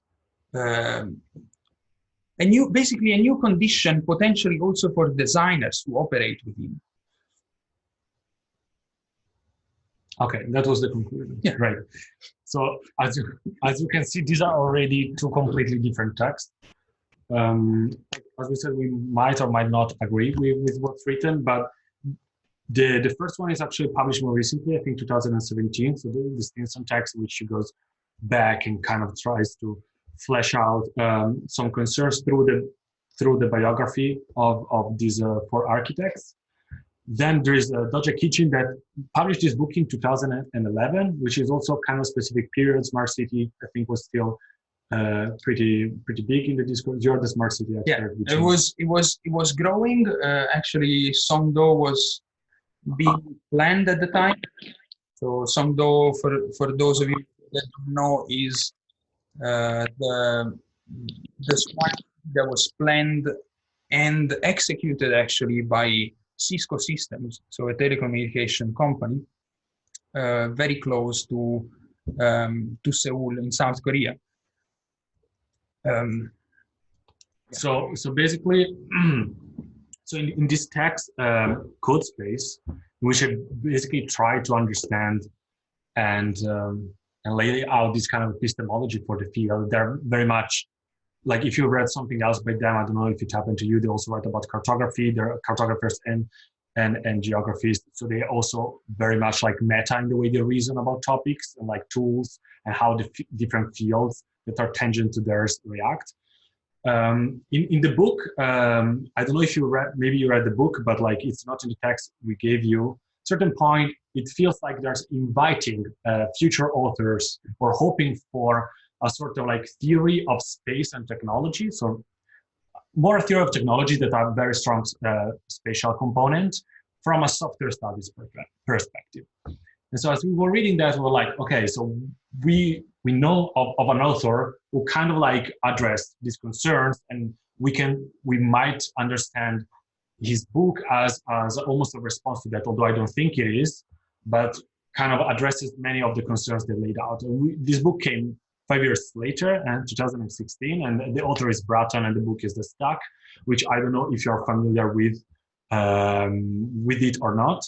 We decided not to have The Stack in our presentation. We're gonna tangentially, no, you can keep this on. We are gonna tangentially mention that. We're gonna focus on another text by Bratton that came later than The Stack, I think in 2017, for Glassbead magazine.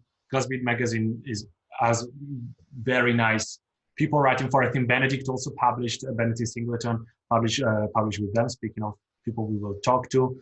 And in this text, for us at least, Bratton kind of like identifies a different context, especially as opposed to Kitchen and Dodge, and a different foundation of design. Then different than what Stinson writes about, the concerns they had, especially in the 60s and the 70s.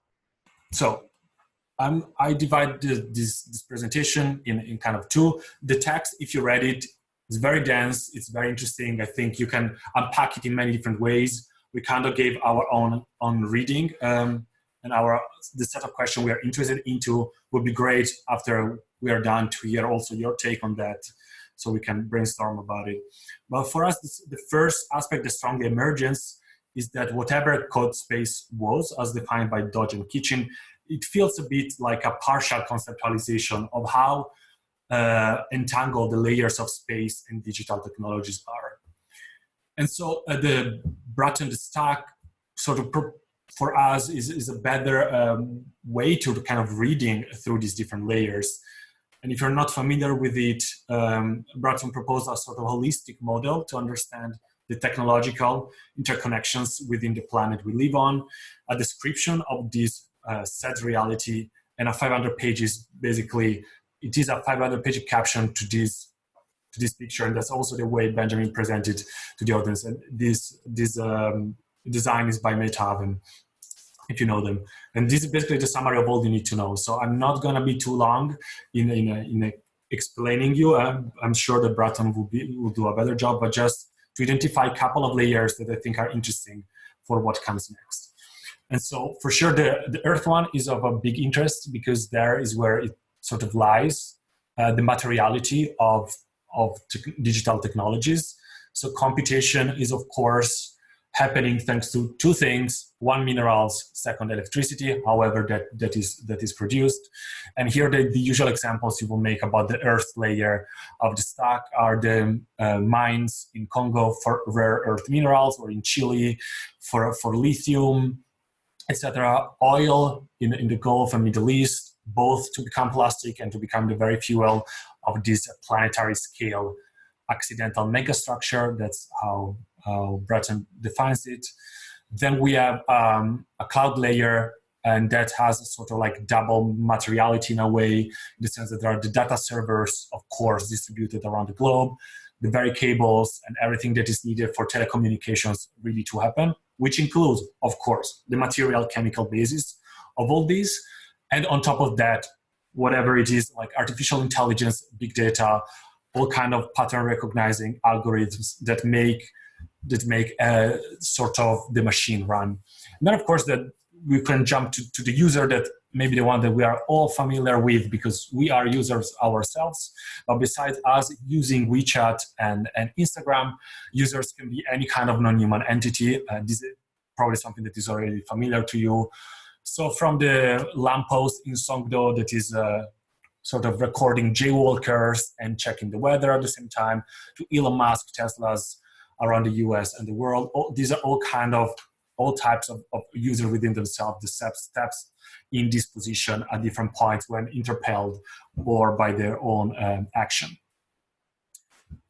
Where everything comes together, interestingly for our discussion, is of course the city layer. So here, different users, interfaces, the cloud, the earth layer, they're kind of all coming within this urban landscape, of course, although the movement is always vertical, so it's not that the city is the realization of the stack, not at all, but it's the layer of interest for us here. And that's our entry point, I will say, to this text by Bratton. And so, in this text specifically, Bratton takes a more urban perspective by describing, analyzing, and suggesting the relation between the city, or what he calls this plasmic city, and urban-scaled AI. And there is a first distinction to make, because it's easy to say the city, but what is the definition of the city, right? Like we are used to demarcations that usually range from city and rural areas, or what is called countryside. Probably where now OMA this fall is gonna come out with a really big research on that, or they're gonna yet again dive in the data centers and how like seems that the city distributes and stretches its mechanism and its operations to the countryside. And I think their point is mostly that the countryside is where the real things happen, not as much as the city. The city, you see the effect of those workings. But actually, Bratton gives us a slightly different demarcation in a text for A&D, the issue that actually Alexandra had behind herself. So Machine Landscape, that was published this year, I think in March. The guest editor is Liam Young, if you're familiar with him. Again, an architect who escaped to an extent.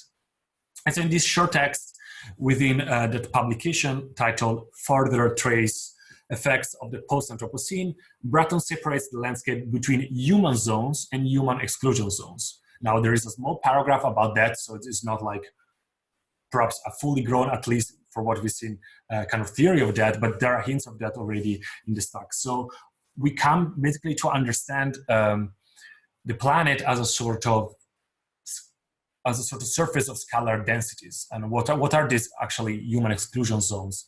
Here we have picked a picture of Annihilation by Alex Garland. You probably can think of The Zone of Tarkovsky. Sci-fi is full of these kind of examples.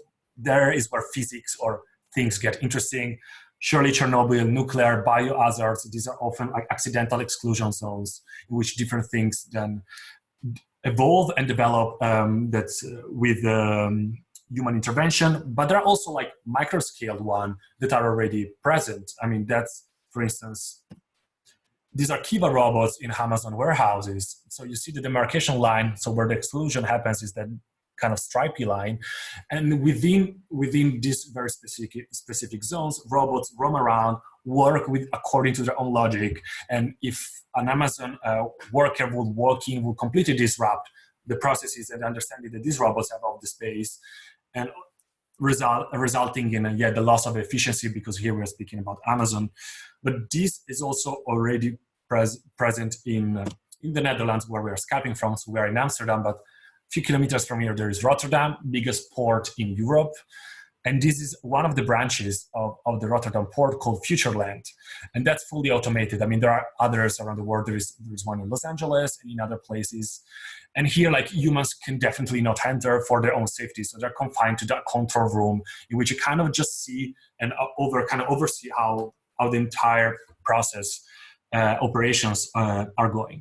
And so this is kind of a different definition of how we can see not the city countryside, but human exclusion zones and human zones. And so if we kind of start looking at the planet, as I was saying, in this way that like Bratton seems to suggest, then we are in a paradigm that goes from planetary computation, but is also part of planetary urbanization. And this is our word, so don't hold Bratton accountable for that, in which the city is defined very much differently. So this is the first important point. So that's where we are. And that's what is meant by the city in this text. So there is no smart city existing in a vacuum. So you can take the Skogul model and bring it into Nigeria, it will work anyway. No, and there is not the dependence that this countryside city. It's just a much more perhaps interesting picture start to emerge from that. And so the question of urbanization and urbanity is a different one. Foundation of design. So that was a bit the context, the urban context, right? Also, Alan mentioned that he has been studying, and would be also really curious to hear his thesis, etc., on smart cities and distributed sensing later on in the discussion, if he feels such a thing tick the same boxes. But let's go to the foundation of design, the kind of emerging. Just before you go, can I mention something? Yes. Yes, like another like kind of curious case of human exclusion zones. Like your examples are like, we tend to think of them as like physical spaces, but there are like lots of infrastructure being built virtually or digitally, as with like having the exclusion of humans as the primary basis. Absolutely. A lot of processes that are being set up between banks, between investment firms, between things are being set up in a way that no human can intervene. In fact, the whole process of blockchain can be called itself a human exclusion zone, because humans are supposed to be not able to enter it and interact with it and manipulate it, right? Yeah. So this idea is like even broader, and it's a great tool to sort of like think of a lot of the stuff that we'll encounter in the seminar. Yeah, absolutely. I think, Mohammed, you made a really good point. I excluded these kind of exclusion zones just to kind of like focus more specifically on urban environment, but definitely these kind of other human exclusion zones will come up in the seminar, and are very relevant, especially in light of what Stinson wrote and Francesco presented and all this entanglement. So let's go to the sort of second point that we want to take away from this text, and we think it's relevant for our discussion, that is the foundation of design. So I would like to start reading this quote. I think it's the very beginning of the paper, and I personally really like it, so that's one of the reasons why it's here. But there are also many elements that I'm gonna get back to. And so I'm gonna read it with you guys. Designers are cutting their marks on what will seem like an insane sentient garment, one which lives on and in the surfaces of our future ruins. This clothing combines different kinds of artificial intelligence, embedded industrial sensors, very noisy data, tens of millions of metal and cement machines in motion or at rest, billions of handheld glass lab computers, billions more sapient hominids, and a tangle of interweaving model abstractions of inputs gleaned from the above. And so I really like this part of the text, especially because in this kind of very visual language that Bratton always has, it kind of brings in this tangibility on examples that we are like very accustomed to. So this like handheld glass slab machine, metal and cement machines, etc. So chemistry. You probably remember in the text, if you read it, Bratton makes a very interesting visual example, which is the one of the cuttlefish. So to kind of explain the entanglement between world sensing, so sensoriality, and information processing, so the inputs that come within the inside from the outside, to explain the tangibility of these and urban scale, I use the cuttlefish. The cuttlefish, well, it goes to basically biology to kind of explain this. So the cuttlefish has this very specific epidermal membrane, like skin, that is able to change according to inputs both from the inside and the outside. And it has a direct connection, as Bratton writes in the text, with a neural sort of circuit. So whatever happens there directly kind of communicates on the very epiderme in Greek of this animal. And so this gives an interesting definition to skin. We are covered in skin, and we tend to forget it is our largest sensory organ, but we are kind of more accustomed to to use vision.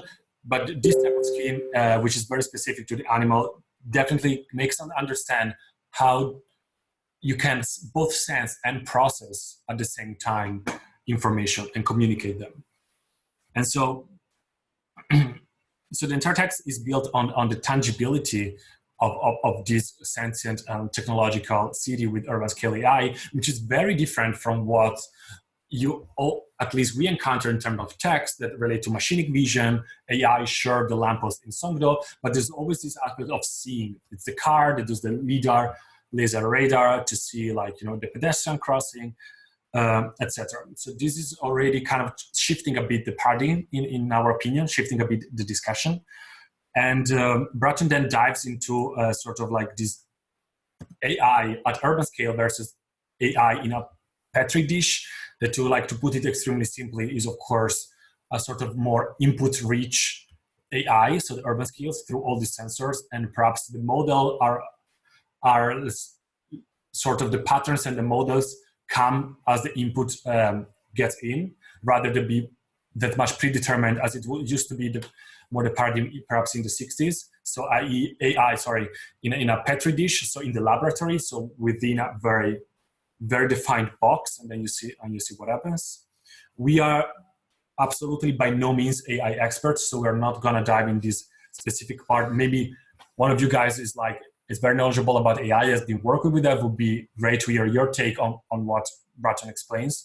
On this regard, we want to mostly focus on the built environment, on the material perhaps side of things.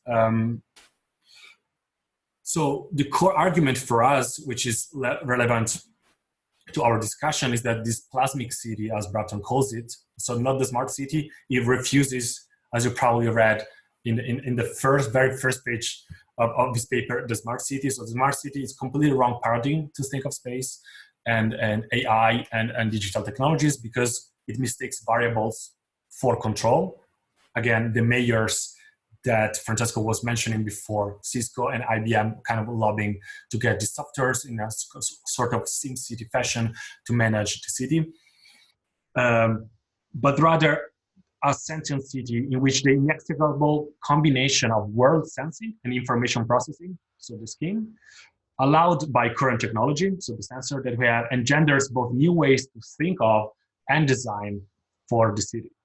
So as Bratton explains, the very material basis of the city, which include weather sensor, self-driving cars, human, plants, and whatnot, is the sensory organ through which the city thinks itself. Now, one point that for us is very important that very much makes this text differ from smart city text is control and management. So when Bratton explains artificial intelligence, it does so in a very specific way. So it kind of refuses the idea of the one AI running the city, so sort of operating system of the city, which will bring us back to this control and management paradigm in which, 2001 Space Odyssey, kind of similar scenario in which there are humans in a control room and the AI kind of like overseeing whatever they can understand the AI is doing with the city. But it's much more interesting, is a sort of Galapagos, we might call it, ecosystem. So the city might look more like a Galapagos-like ecosystem of biodiverse technologies and users sharing a similar chemistry and perhaps even designs. And so it's something very, very much different that has a specific, I think he mentions a couple of times also the word evolution. So there is this element of evolutionary technology, so how things might change by themselves or change by others, like crows and animals and plants being present in the urban environment. And then he warns that we need to watch out from anthropomorphizing AI at urban scale and focus rather on how things are, or what things are made of, to put it in a very simple way.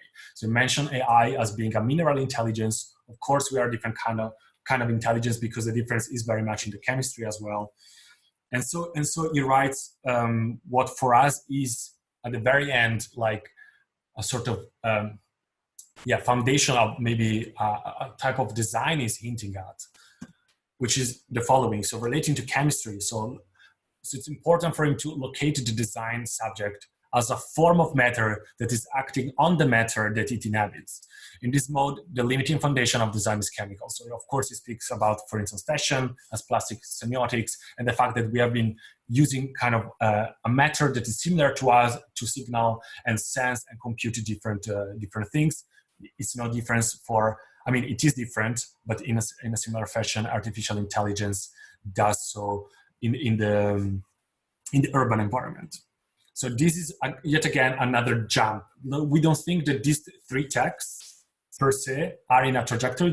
We don't present them to you as a timeline saying that's where we were in the 60s, this is where we are now, and this is where we are going. But rather they can also be parallel and not intersecting at all, are just different lines in thinking about. The first one for us was more to sort of kickstart the conversation about the practice. So looking back, since there is all this archival material and there is a history to the debate. The second one was sort of different approach to what the very, well, let's call it material base of what designing is, at least in the physical environment, so it's space, how we might define space and how we might work with that. And the third one relates more to the design subject. And I think that is both who is designing and for whom or for what it is designed. And so Bratton very consciously says that is basically kind of taking away the royalty of the human body within the urban landscape as the measure of things, and bringing more variety, more differences, both old ones and new ones, and kind of see how things play out. So I think in a very imaginative way, he mentions augmented reality for crows and artificial intelligence piloted by insects. And so it brings about a more post-human understanding of the design discipline. You might ask what kind of design comes out of this, what's the practice? That's a big question. I think himself is also prototyping with that as the new normal that just ended. This has been 3 years also, like bringing this type of thinking and see what happens if you start projecting in that way. I'm sure we will see more also at different schools or this type of thought. So this is our like sort of very short diving into the presentation, the text we gave you and presenting them to you with a bit of like our opinion on what we wanted to highlight. There are much more many things that are interesting in this text that we can discuss of. And that's the reason why I don't think we have too much time, but we definitely want to hear your comments or preliminary thoughts on the very text once you read them. They might be, they might be like against our own opinion. We also have different opinions of this text. And we absolutely don't agree with some aspects as well. For example, the completely apolitical point of view that Kitchen and Dodge take in their stance, for example. So in a way, we're absolutely open for understanding also your point of view, even if they might be, let's say, not aligned with what we presented.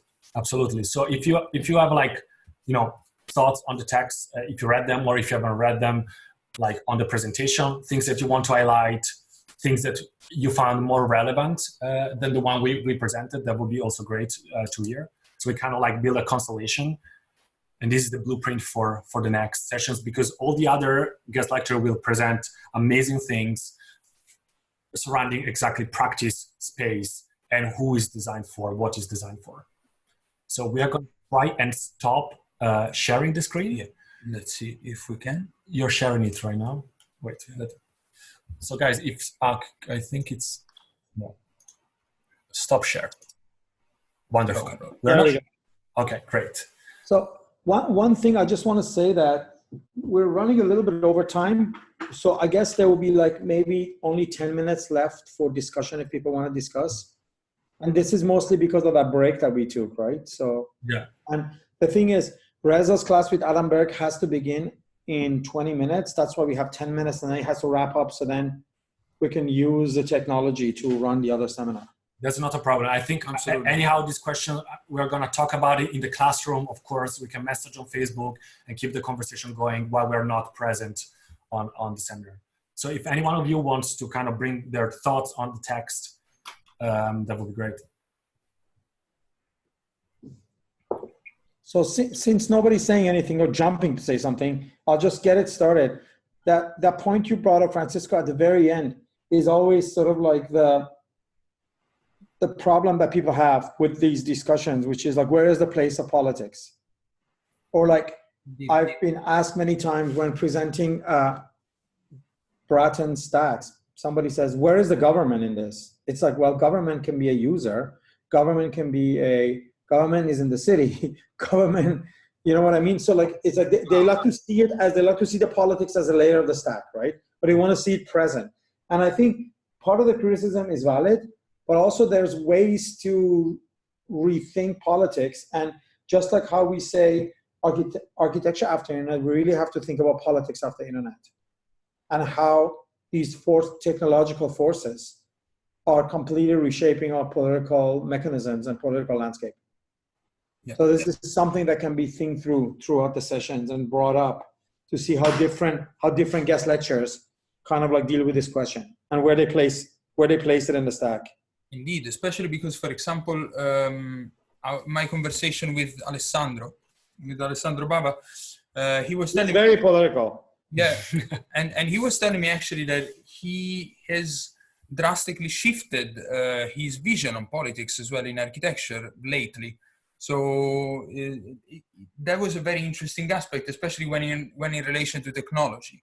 Before it was a much more explorative, later has become a much more militant, for example, point of view.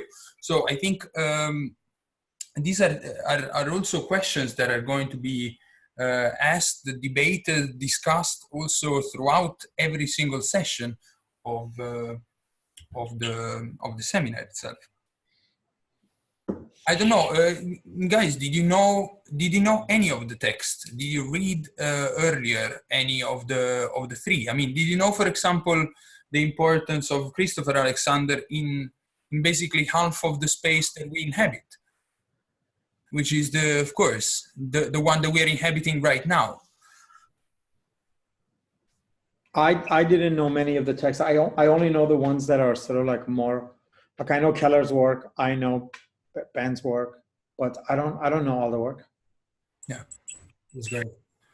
Yeah, because it's in a way, it is a way to actually push architects to re-engage also with indeed a part of the commercial world that has hijacked the term, and in a way hijacked the term for good reasons because we left it to them. So in a way, it is a fast. I mean, we stepped away from using architecting as a verb, so they've taken it over. There is a fascinating tension always when we're approaching these topics with architects, because they're very political in the sense of in the French sense of le politique, so what is political, rather than political in the terms of la politique, which is actually real politics and the mechanisms that shapes cities. So they're often engaged with things dealing with politics, but not with the things that change cities. So it's fascinating, actually, all this, but I can go on for hours. Sorry, I don't want to. So if do you have comments? That would be great to hear. I mean, you can input on the text, but if you have also other texts that you think are interesting that popped up in your head while reading the very short selection we gave, please share them. You can say a few words about them to kind of like tease us in like reading them, etc. So we're kind of all on the same page. That would be great, because I see you already very responsive to the discussion, which I think is very promising for the next sessions, but I want to kind of accelerate that as much as possible. Well, I guess I would just want to remark on because I also agreed, like I had read Rob Kitchen's work before, because he also writes like on smart cities and big data and stuff. Yeah. But yeah, I found that text like really apolitical, and the description of like governmental power like really vague and like too optimistic. But like something I was interested. I'm not so familiar with Bratton's work, just like by passing. But something I really like about him is that he emphasizes, I don't know like how or to what extent, but like the materiality of technology. And I think that's something that we always have to keep in mind when talking about like because I usually feel like this kind of this sort of discussions sometimes drift like to the finished technology, you know, and not like the economic and production parts of it. I mean, technology is always made by people. It always comes from materials, and it requires people to maintain, and that like is I mean, there's power and class relations like in like the production aspect of technology that I think we have to always keep in mind, and not discuss just like the like finished technology and like speculate about AI and bugs without thinking like where does that come from, you know, like from a political, productive, and ecological aspect. I think. Yeah. Yes, absolutely. No, I think that's exactly what the stack does.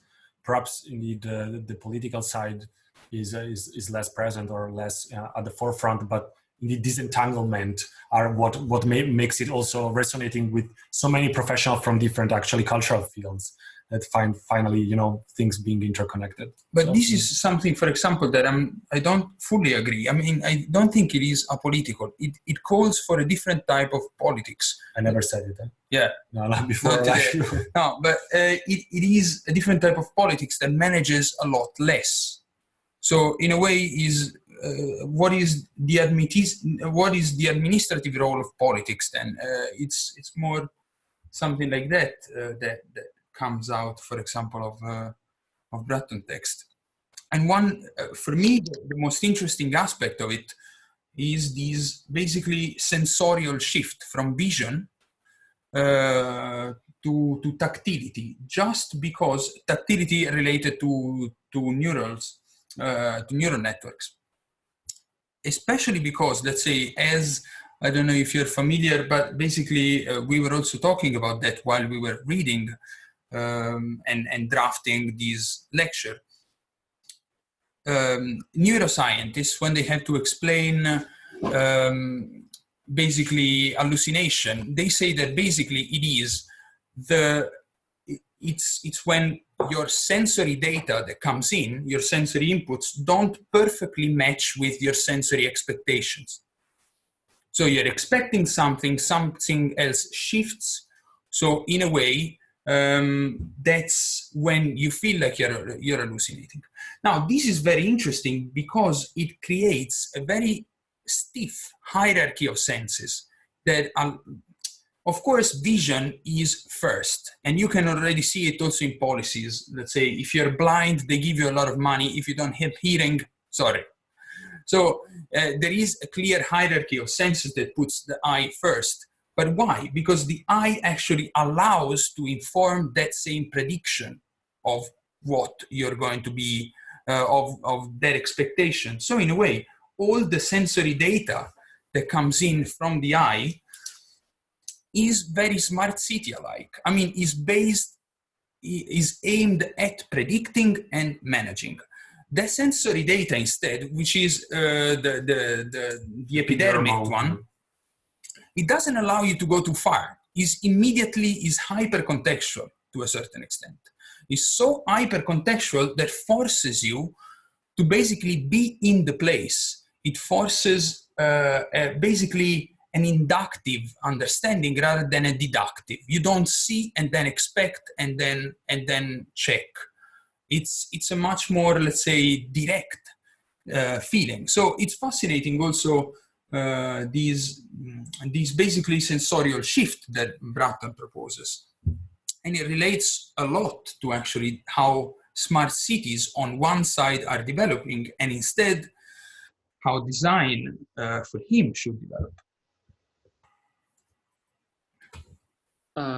One sentence. Yeah. A lot of things really becoming very interesting to follow now, and this sensory thing. Well, for me, the question came: who can see through the sensors? Obviously, we think we can see something. We can see screens. We can see all our user interfaces. but eventually there is also, of course, much more like a Palantirean spectrum of things you can see. And I think that also, again, what was before becomes political, how much you can see from that spectrum. And if we take the architect who can sees a little part of it, it's also like in a parliament, it's just having like little seats in the parliament to just make it visible of what I mean. And yeah, this is just a quick response to this idea. I think this kind of censoring and visibility thing is very important. And it also collidates a lot with what I tried to describe before, the designer's visual episteme. I don't know if that exists as a term, but yeah, what those who can eventually build, the architects, can see at all. And yeah, that's for now. Absolutely. I think that maybe Okay. not. You have to go. Let's go. Unfortunately, but we can plan for this for next session to somehow maybe not take the break or something. So we can extend a little bit, but it's actually an extension because right now it's actually only a 5-minute extension. But yeah, thank you everyone. I will try to meet and learn from you because these are really important discussions for me, especially that last little bit. As Alexander said, I'm really interested to get more into this because of the visual essence of contemporary art. And these are discussions that were taking place in 19th century about like the hierarchy of senses, why in the arts eye is the most important one, and how to go around it or not go around it. So it's very, very cross-disciplinary discussion that I would like to take part, but we have to go now. So then the other seminar can start. And maybe so you guys can wrap it up because I'm just a guest, as you know, you're running it. So no worries. No, for us, I think was extremely. I mean, we're extremely happy to see you already very responsive from the first one, from the first session. So I'm sure we're gonna have like great discussion in the next ones. And we actually also look forward to see what you write. We have this tendency for the written word as editors. So if you can also bring in like things you thought we're presenting and like reflect like discussion we are not having right now, bringing it also what you write and then you post in the classroom, that would be excellent. Yeah, and we will come back to you, of course, on Monday with the last name of who's going to respond to the literature. We're still missing one. And I wanted to make the last notation on logistics. We are actually gonna more often than not alternate each other by being moderators. So we won't be probably present together at all once. So next week you're gonna be with Francesco, discussing with Arthur, and I'm gonna join the one with Keller. But anyhow, you can contact us both because we're gonna follow each other's work. Okay, great. See you. Fantastic. Have a good Sunday. Have a good Bye, end everyone. of the weekend. Bye. Ciao, ciao. Bye. No.